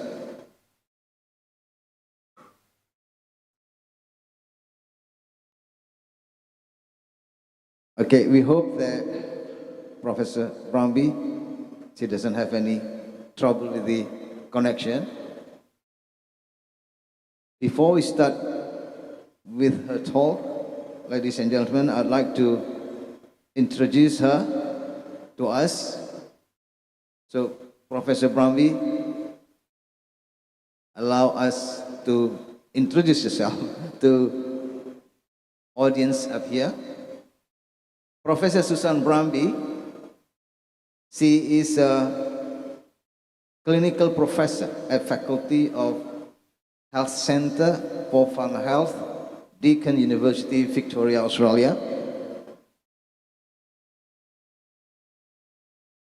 Her educational background: she got her diploma, farm management diploma. It was in 1987 from Victorian College Agriculture and Horticulture, Victorian College Agriculture and Horticulture, Australia. She got her also graduate diploma in Women's Studies from Deakin University. It was in 1998. And in 2004, she got her master's degrees in healthcare administration management. So she got it from New England University. And her PhD degree, he got it from the same university as mine, which is La Trobe University, Australia. So he graduated in 2014.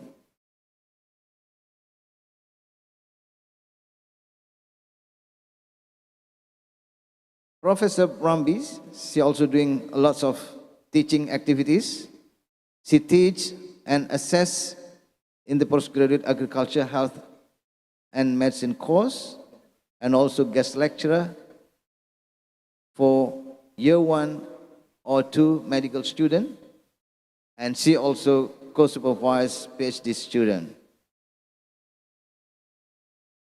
She also got a few awards. In 2005, she got the outstanding contribution to rural health from the Department of Human Service Award. And in 2006, she also got a Victorian Travelling Fellowship. And in 2009, she was recognized with the Victorian Regional Achievement and Community Career and Trade Development Award. Professor Brumby, are you ready with the talk, Professor? Good afternoon. Can you hear me properly? Yeah, you're right. Your voice is very clear. We can hear it clearly, Professor. So time is yours. So enjoy for the next 30 minutes for your talk. Okay. Thank you very much for excellent. Thank you very much for inviting me to speak with you today. And I hope your presentation that day has been very, very successful. And it's a great honour to be able to present to you about our work in Victoria, Australia, and particularly around climate and the effect in our agricultural communities, and particularly how that is affecting our farming populations on days of high heat. I will attempt to share my screen with you.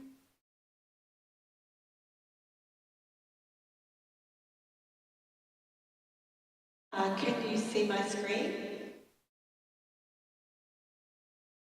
Yes, it is nice, Professor.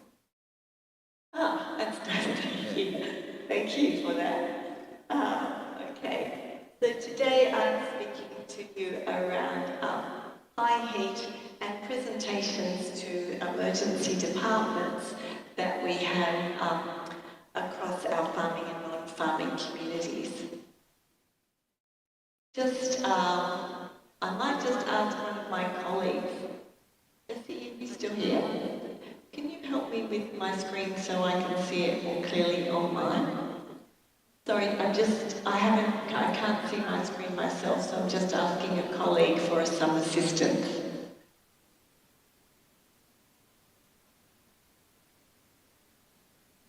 They can see that.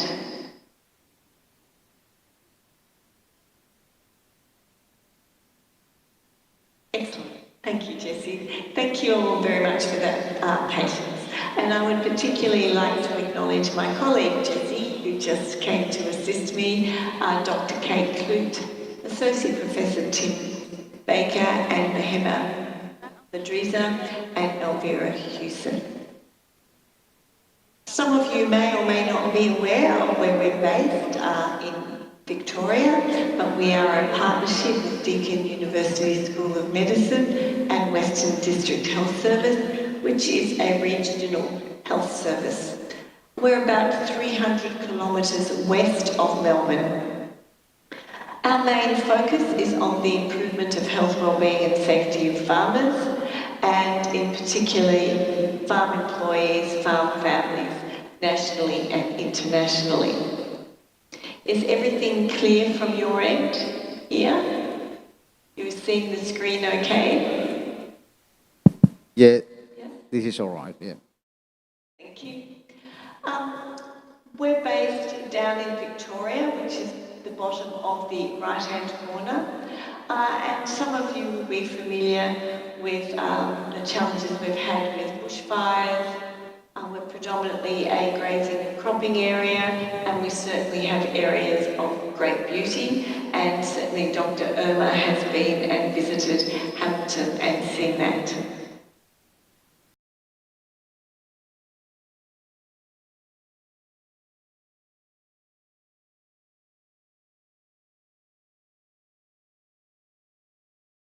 Large exporter of sheep meat, a large exporter of beef, and also of cotton. We also used to be a very large exporter of dairy, but over the last few years that has reduced substantially. And as a result, we haven't been producing as much of that. I guess why I'm showing you this is when we're thinking about the Sustainable Development Goals from the United Nations, obviously access to food and food security is very, very important. In Australia, 55% of our land is occupied for agriculture, and we produce far more than we need, and we export around 72% overseas. We produce enough food to feed around 80 million people. Thinking about the Sustainable Development Goals, we're particularly keen on Goal 2 about achieving food security and improved nutrition and promoting sustainable agriculture, not only for food security, but also for the environment and for the people that are farming and producing our food. The Centre for Farmer Health focuses very heavily on the health, wellbeing and safety of farmers and for all ages, which fits in very closely to Goal 3. Goal 10, according to all our data, is that we know there is great inequality in our rural populations, and that farming people are also more likely to experience workplace injury and death, and are also more likely to take their own lives by suicide. So whilst Australia is a wealthy country, we are still mindful of the inequality within our own country, particularly between metropolitan populations and farming populations. Goal 13 is very much around taking urgent action to combat climate change and its impacts.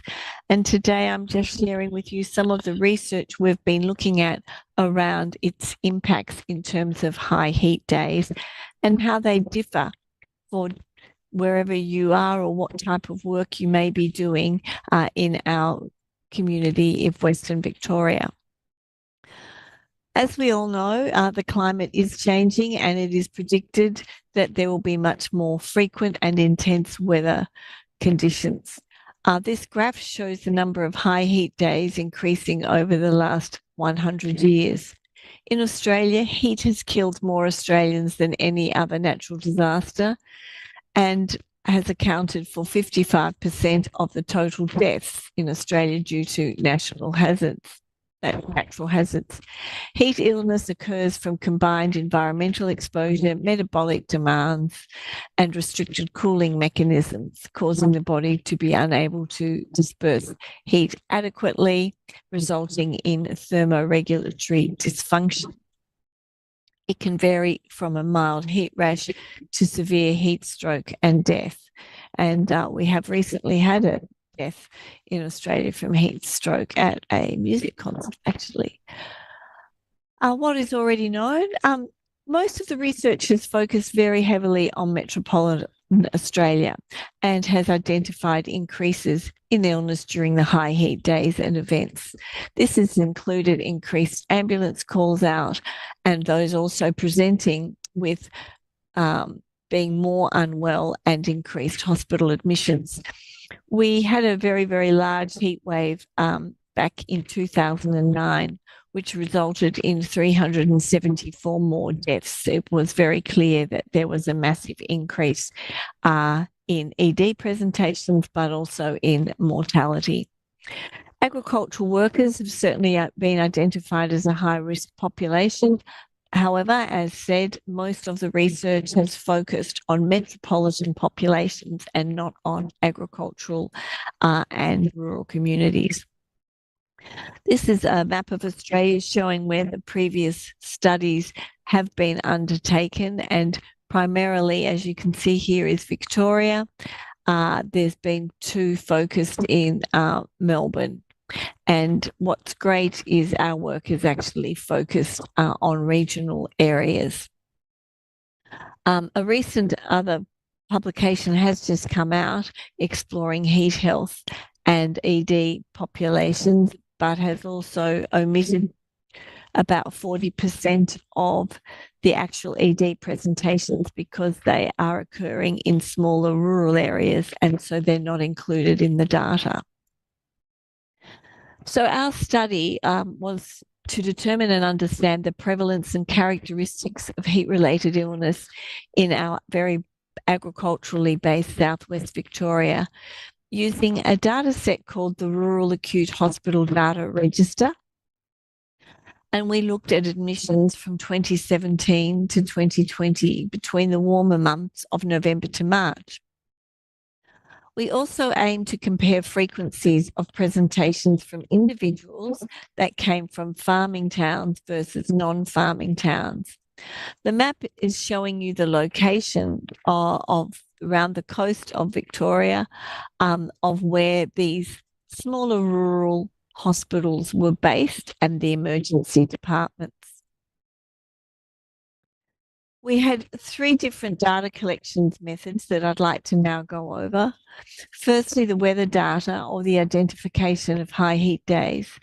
At this stage, there was no Australian or internationally agreed upon definition for high heat days. After reviewing the literature and previous studies investigating heat-related illness, days over the 95th and 99th temperature percentile were identified as regularly used definitions. After calculating this, it was determined we would use the 95th temperature percentile of the months included in the study of November to March, as otherwise there wouldn't have been enough days in the 99th percentile. Data was downloaded from each of the weather stations closest to the hospitals and the Bureau of Meteorology, which is shown on the table that you can see on your screen. This was done as the climate for each of our locations is slightly different. Some were more coastally based and some were more inland. And acclimatization to each location is actually an important factor when you're looking at heat-related illness. The temperature cutoffs for each location are shown in the table, and they range from 33 degrees Celsius to 36.8 degrees Celsius.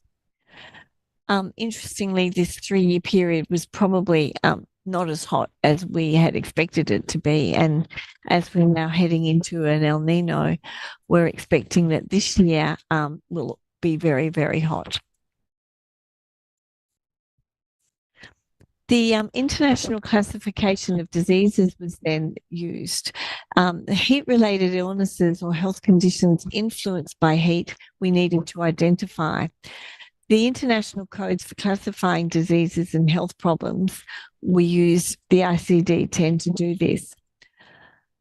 Although there are specific heat-related codes, previous literature has highlighted that heat precipitates a large number of other conditions, such as respiratory conditions, cardiac disease, kidney problems, and resulted in a large number of the heat-related codes rarely being used. That is, as opposed to defining something as a heat-related illness, they tended to define them as either a cardiac or a respiratory.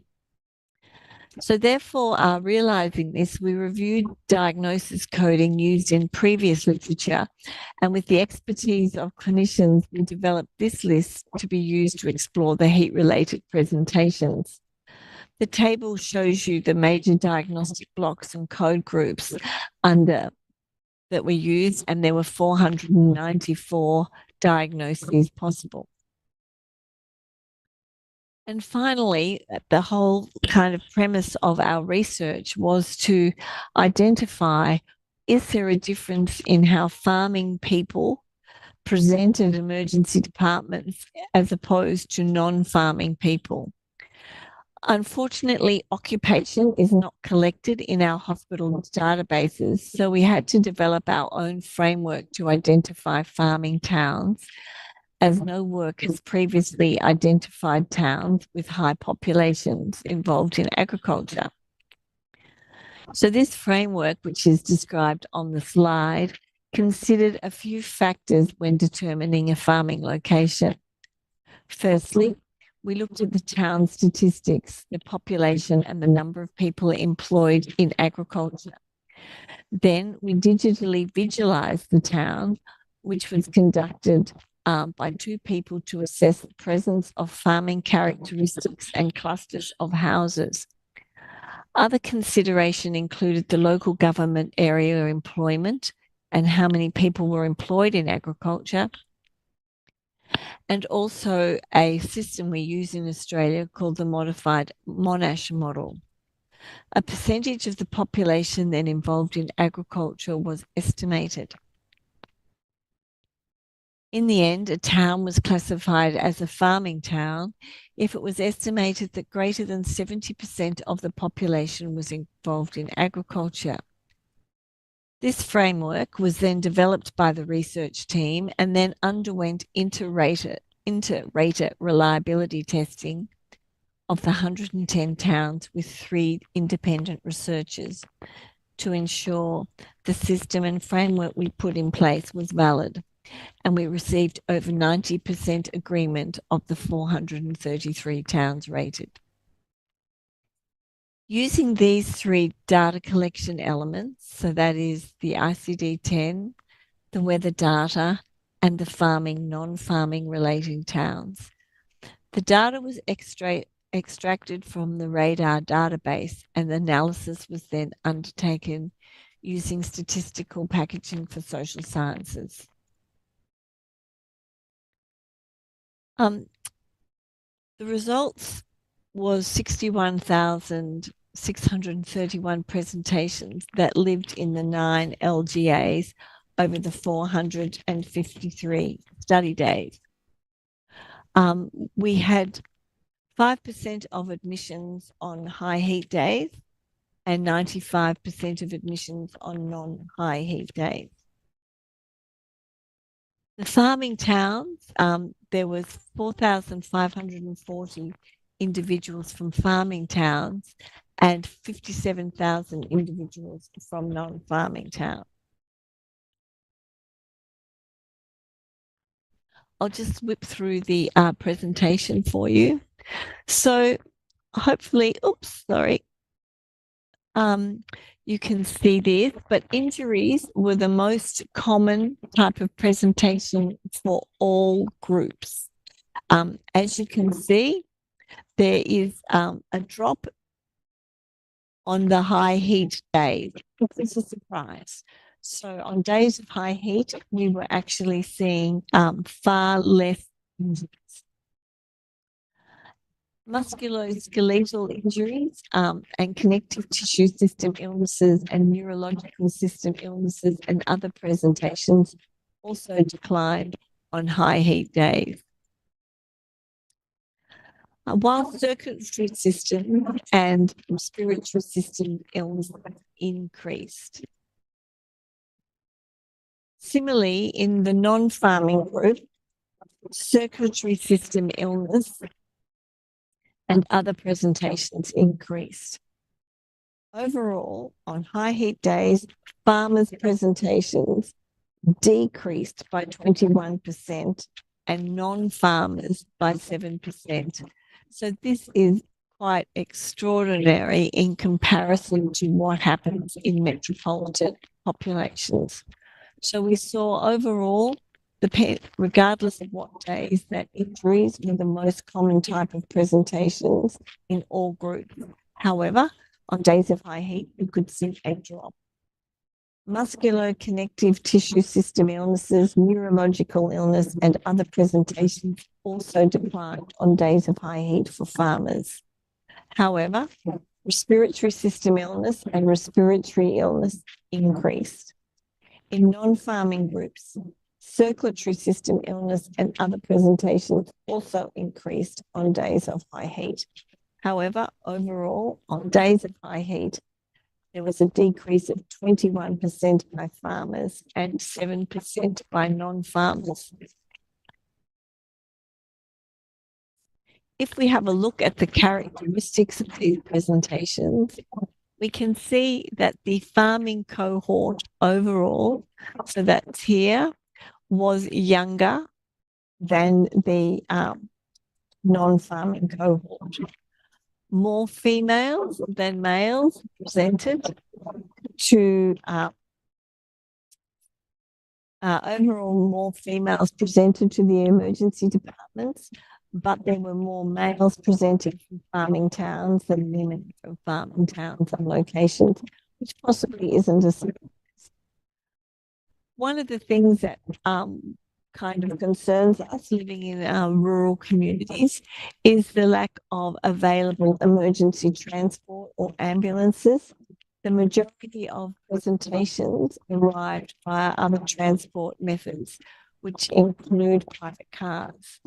In Australia, we're always told to call an ambulance if you need assistance, but in fact, what we see is that the majority of people are arriving at emergency departments using other types of transport, and for farming people, this is particularly noticeable.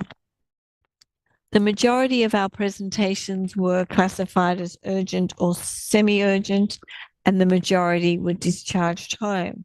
However, on days of high heat, more farmers were admitted to hospital and less were discharged home, suggesting that they were more severely ill. And this is something that we also want to do some further work on it.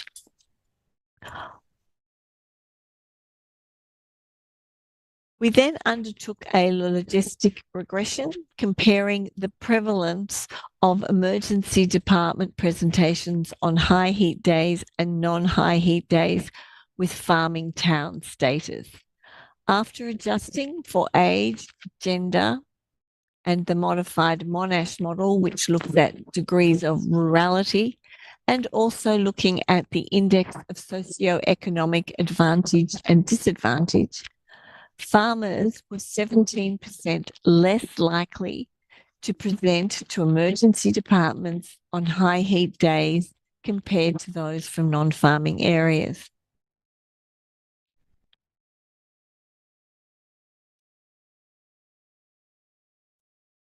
So the conclusion was this was unexpected for us. We were expecting to find an increase in presentations to emergency departments and urgent care centres on days of high heat. This is what other studies have found, looking at metropolitan areas in particular, that on days of high heat, presentations and people needing assistance increases. Farmers were 17% less likely to present on high heat days than non-farmers. Increases in circulatory system illness and respiratory system illness is also consistent with previous research. The decrease in presentations, however, overall, suggests adaptation by farmers in behaviours, perhaps self-pacing, being able to get up earlier in the morning before it's too hot, increased rest periods because a lot of farmers live where they work and do their strenuous activities in cooler parts of the day, or perhaps they're drinking more water. So what's next? I think what this has clearly shown is that communities are not all homogenous. They're not all the same. Certainly rural communities based in farming communities and metropolitan communities are very different and respond at specific temperature thresholds in different ways. Not one size fits all. Identification of at-risk populations in local communities and the local hazards is particularly important. Increasing public awareness of heat-related health risks, particularly for those with respiratory or cardiac issues, is very important. And local healthcare facilities need to have an adaptive capacity for potential increases in demand. What was good news was that on days of high heat, the major injuries did fall for both farming and non-farming populations. We're particularly keen to also explore further into transport to emergency departments and urgent care centres. We're currently undertaking further research to look further at the presentation types and the characteristics of patients. Also looking to see if they're local or whether they're tourists, because we do have coastal areas around us. And what happens on the high heat consecutive days. So instead of just looking at the high heat event, actually looking at 2 or 3 or 4 days after the event. And we're going to be looking at that now from February 2017 right up to the 1st of February 2023. Thank you very much for the opportunity of speaking with you today and sharing this. I'm very happy to take questions, and thank you again for the opportunity.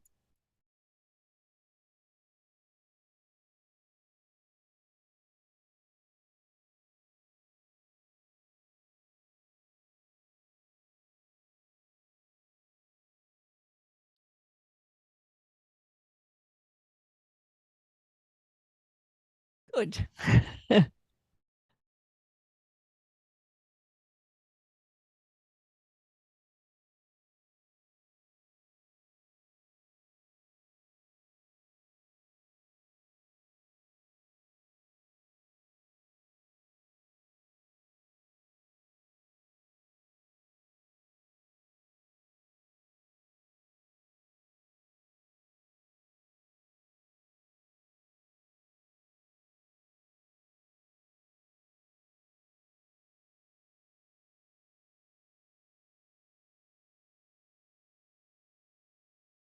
Start your question, and also please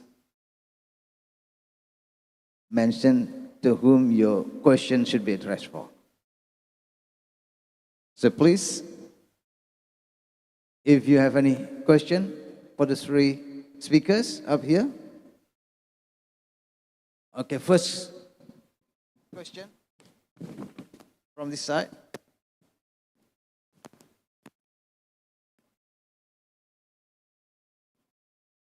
Yes, while we are waiting for another question, just please you can start question now. Check. So, Ohayuko Barista. Good morning, everyone. Good morning, ladies and gentlemen. So, first of all, I want to welcome to Jember University to our special guest and amazing speaker from the various country. So, my question is, sorry. Concentrate with your name, please. Oh, okay. I'm sorry. My name is Fernando. I'm from Department of Agro-Industrial Technology, University of Jember, batch 2022. My question is relate with Professor Susan. Sorry if it's a little bit out of topic, but I think this related. But before that, I'm sorry I use my phone because my English is not literally good. Based on the explanation that has been given, it's really helped us in increasing our knowledge about how important the sustainability in our lives, especially from agriculture. But I think the problem now is in our mindset. If we say about knowledge is easy to access, we can learn anywhere, we can learn anytime that we want. But the hardest thing is in our mindset. I think why it will be like that, of course, if there is no application in our life, the knowledge that we have, it will be useless. So my question is how we as a youth to make and to have a mindset that carrying environment, it's really important for a better future. Thank you. Sorry, can you repeat again your question? Okay, because it was a bit, yeah. So my question is how we as a youth, younger generation, to have and to make that mindset, the caring the environment with sustainability is very important for a better future. Thank you. All right. Okay then. You get the question, Professor Bromby? Yes, thank you for your question. All right, okay. Before you answer the question, I will let other audience, maybe, is there any other question? Either for, okay, this side, please.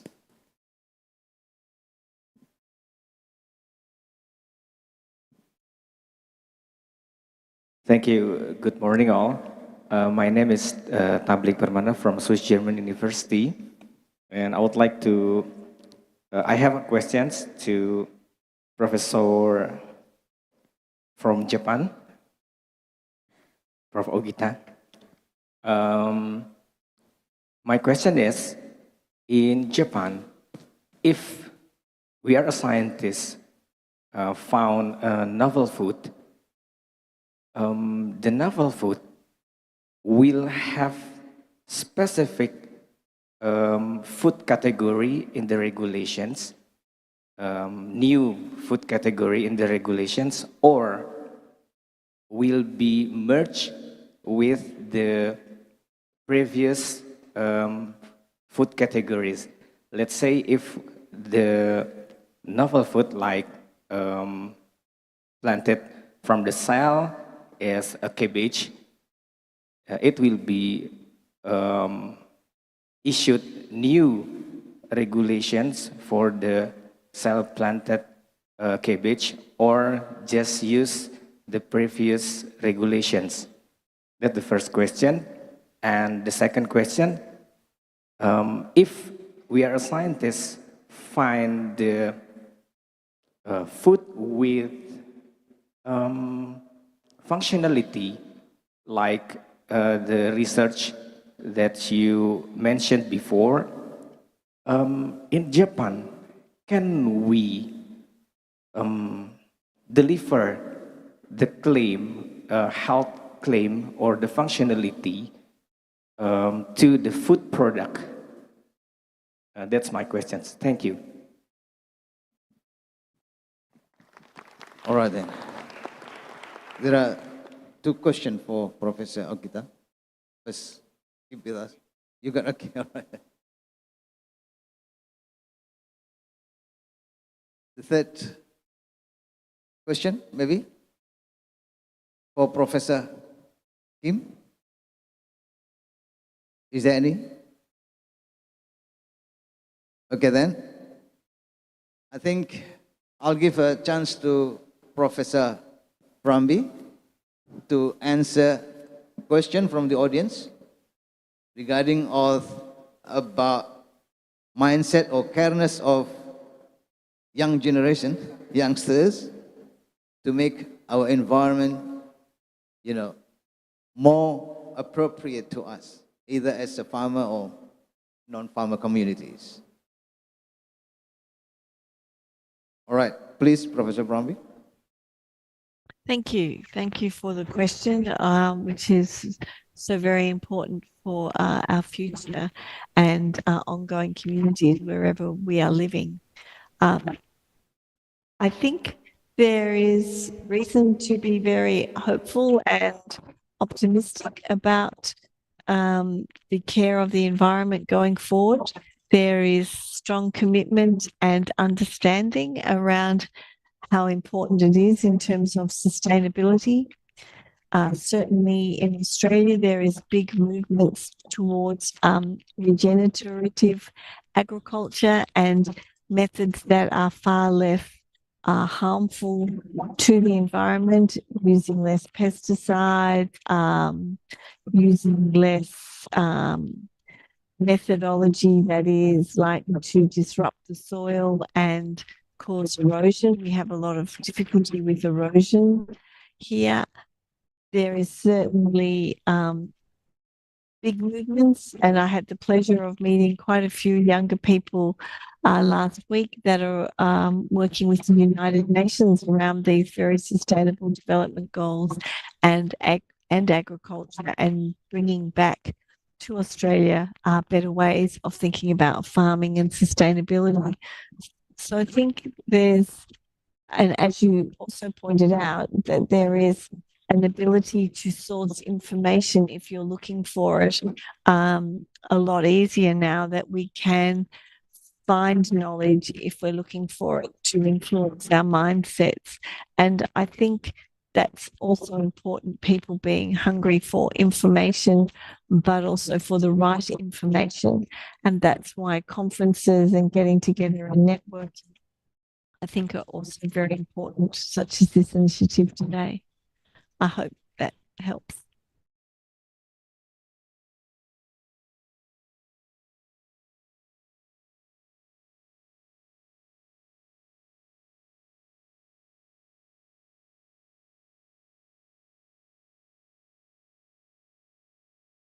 That's the answer of your question, Fernandia. If you have any other word to say, all right? Okay, that's all. Okay. Next question, it was for Professor Okita. I catch two questions, it was at the time. It's about the regulation when we are creating a new food, novel food. That's the first question. And the second one is about the food functionality, whether or not we can apply deliver the all functionality of that food to the new food that we create. All right? Okay, right. Thank you for the question. And because of the cultured cell-based food is a new category, of course the cultured cell-based food can be used for the traditional way or latest way. But as a category, we can make a food, for the example, but we also need to establish or develop the basic rule or the specific law for the food security or for food production. So I can say this technique can be used for the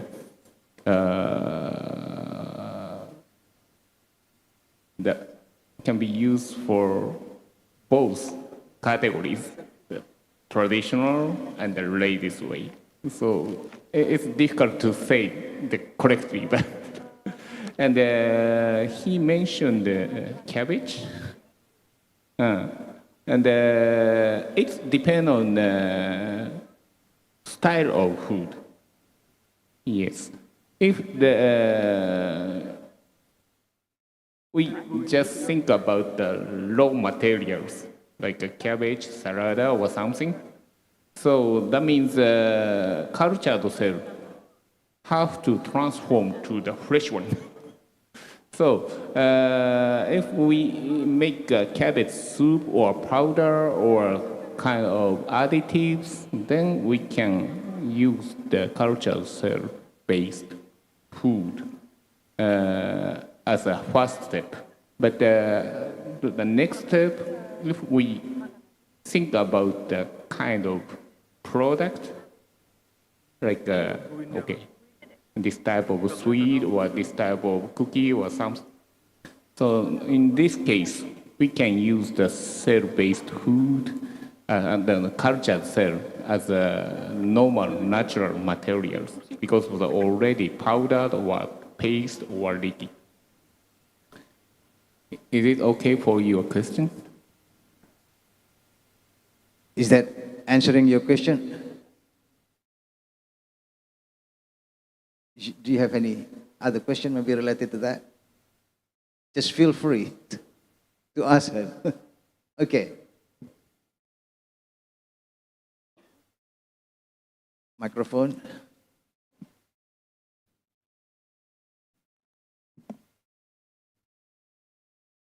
Okay, thank you.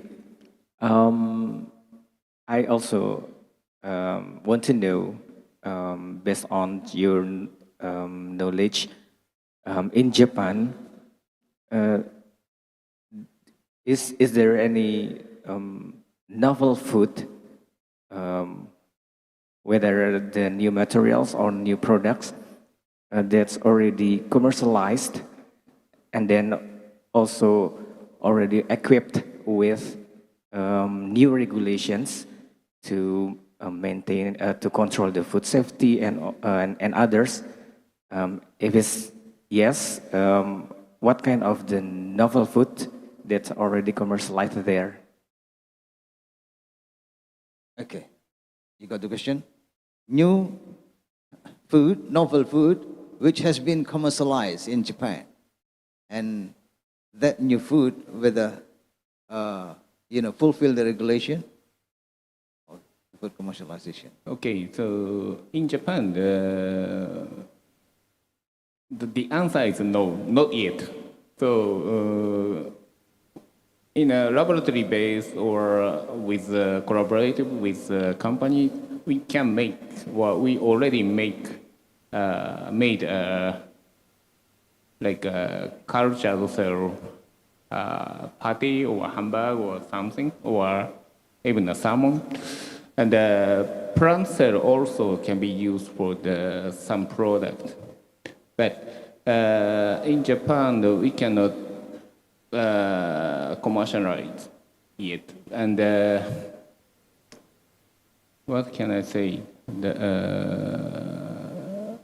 Not animal cell, plant cell, but by using the microorganism, for example, fermentation, and make some product.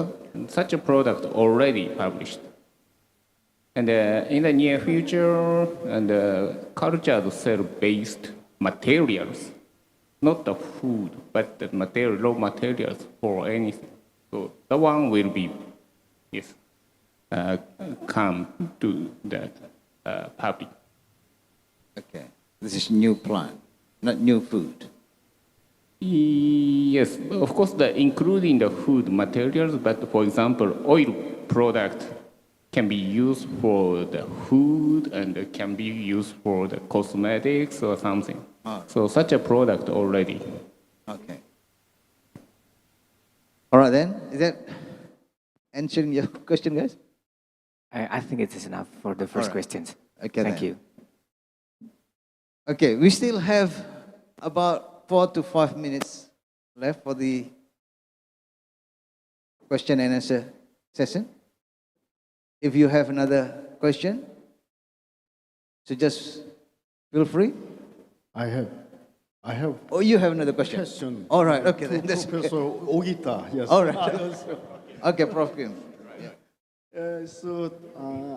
I have many times helped to assess the stress analysis on the genetic modified plants. I think that the vegetation index or photochemical analysis can be applied to also cell cultured, newly cultured plant tissue and so on. What do you think about the application of plant cell culture? Okay. Thank you very much. Your question, basically the quality control of cultural cell using photosynthetic ability or sensory monitoring. Yeah, I think that it's really important technique to measure the activity of the cultural cell or quality control of the cell itself. And the point is, of course, to collect the actual data to evaluate which cultural cell is the best for food or others, which targeted cell can be used for the industrial materials. So, for example, photosynthetic ability to produce the amino acid or secondary metabolite is really correlated, I think. So, please collaborate with such an analysis. Thank you very much. Okay. I got another question for Professor Kim. Okay, when you do your spectra of the plant, taking the spectra of the plant, is there any other factor or maybe hidden factor which will interfere your data?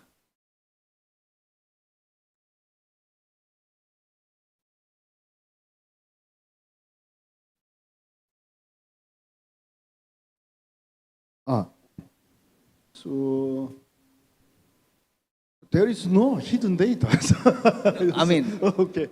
So the factor which is interfere. So here, Professor Slameto. Slameto. Right. So he has interesting to assess this method, and we have calculate simply with Excel program, and so now we make the big data using AI AI system. So I have over million images from fluorescence analysis.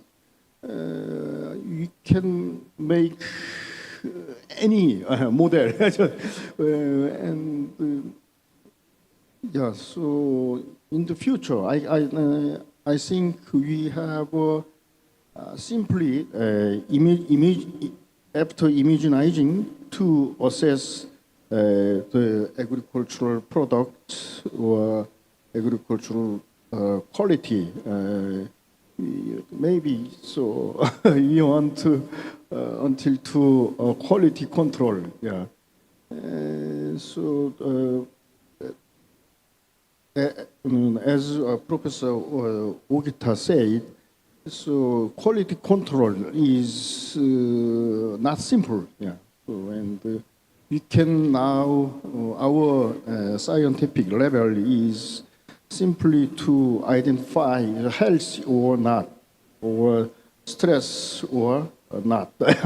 Yeah, and in the future we make the quality control, and so and so on. Yeah, it's very promising technique that you use that one. Yeah. All right, thank you, Professor Kim. Okay, according to the schedule provided to me, I think the time is up for the discussion. But if you still have any question, I think later you can ask our two professors here during the break, maybe. During the break, maybe. All right, before we move on to the last session, I think I'll give a chance to these three talented professors to give a closing statement, maybe, from Professor Brambi. Start.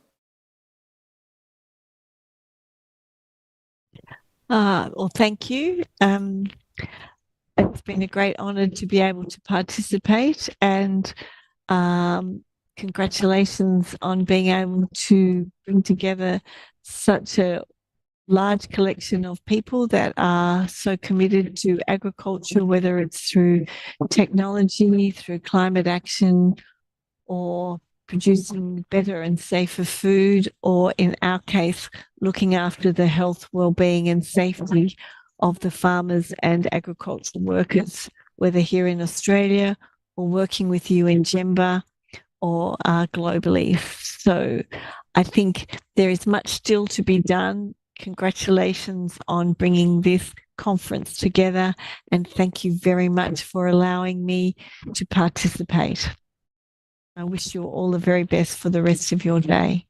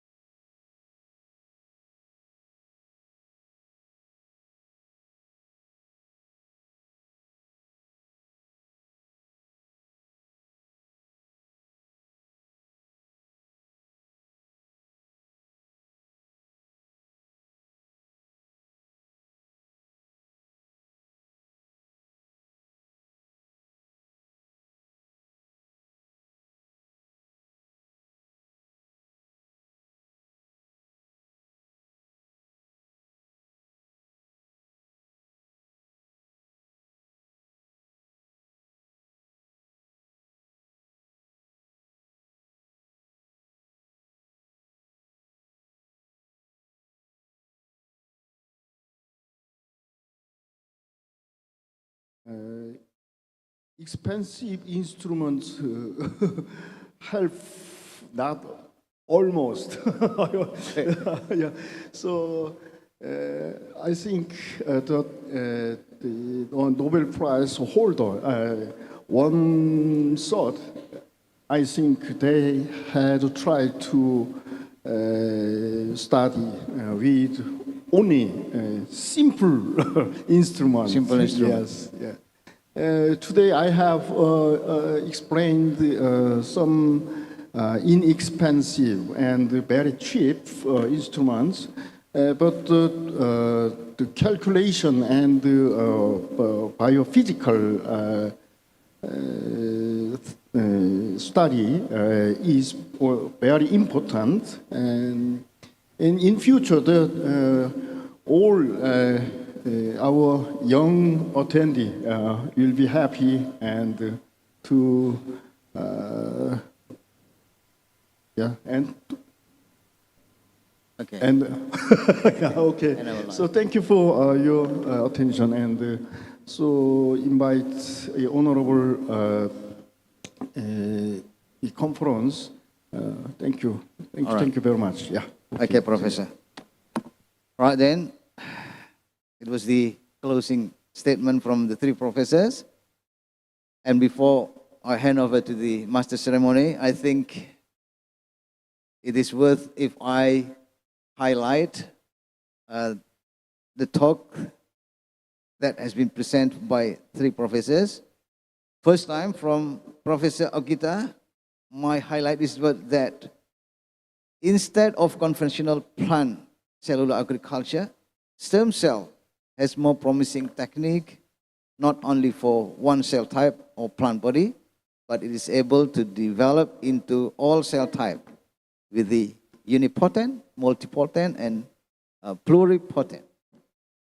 So that's the excellent stem cell. From Professor Kim, what I can highlight is actually the analysis of spectral vegetation index can be used to monitor the growth of plant, especially radish, based on the chlorophyll content, photosynthetic performance because of nitrogen deficiency. And the talk from Professor Bramby, which I can highlight, it was that high heat days is less likely affecting the farming population compared to the non-farming population. But again, the presentation in circulatory and respiratory system illness, it was increased. That's the thing that we have to care about. All right, then. Thank you very much for the audience as well. And then for the three talented professors, I think it is worth if we have give applause to them.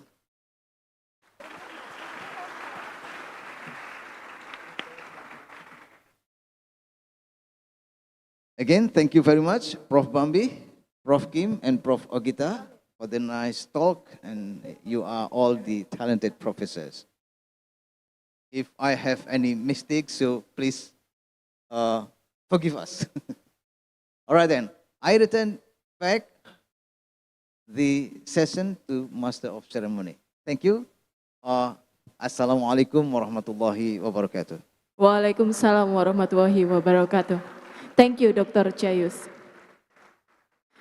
The next agenda is giving souvenirs to Professor Yuli Witono and Dr. Bambang Marhainanto. Please come forward.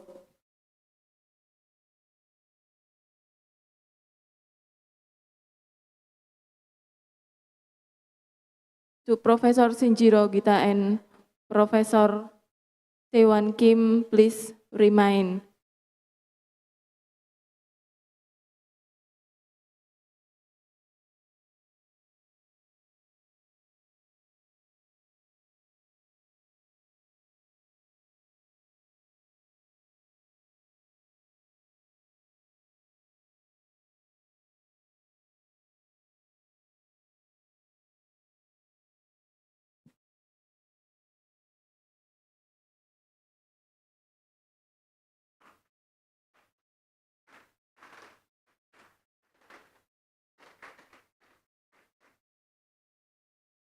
Please remain for photo session.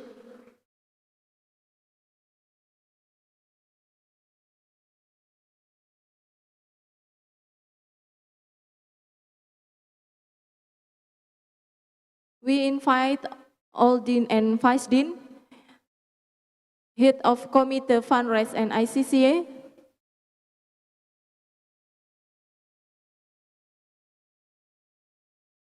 Mr. Rondi and Ms. Triana,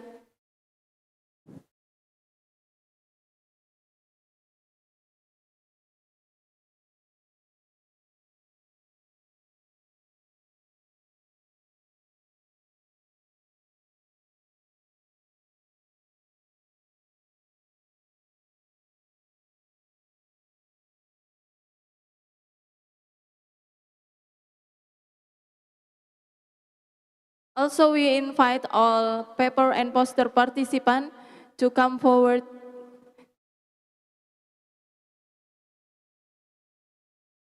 Once again, we invite all paper and poster participants to have a photo session.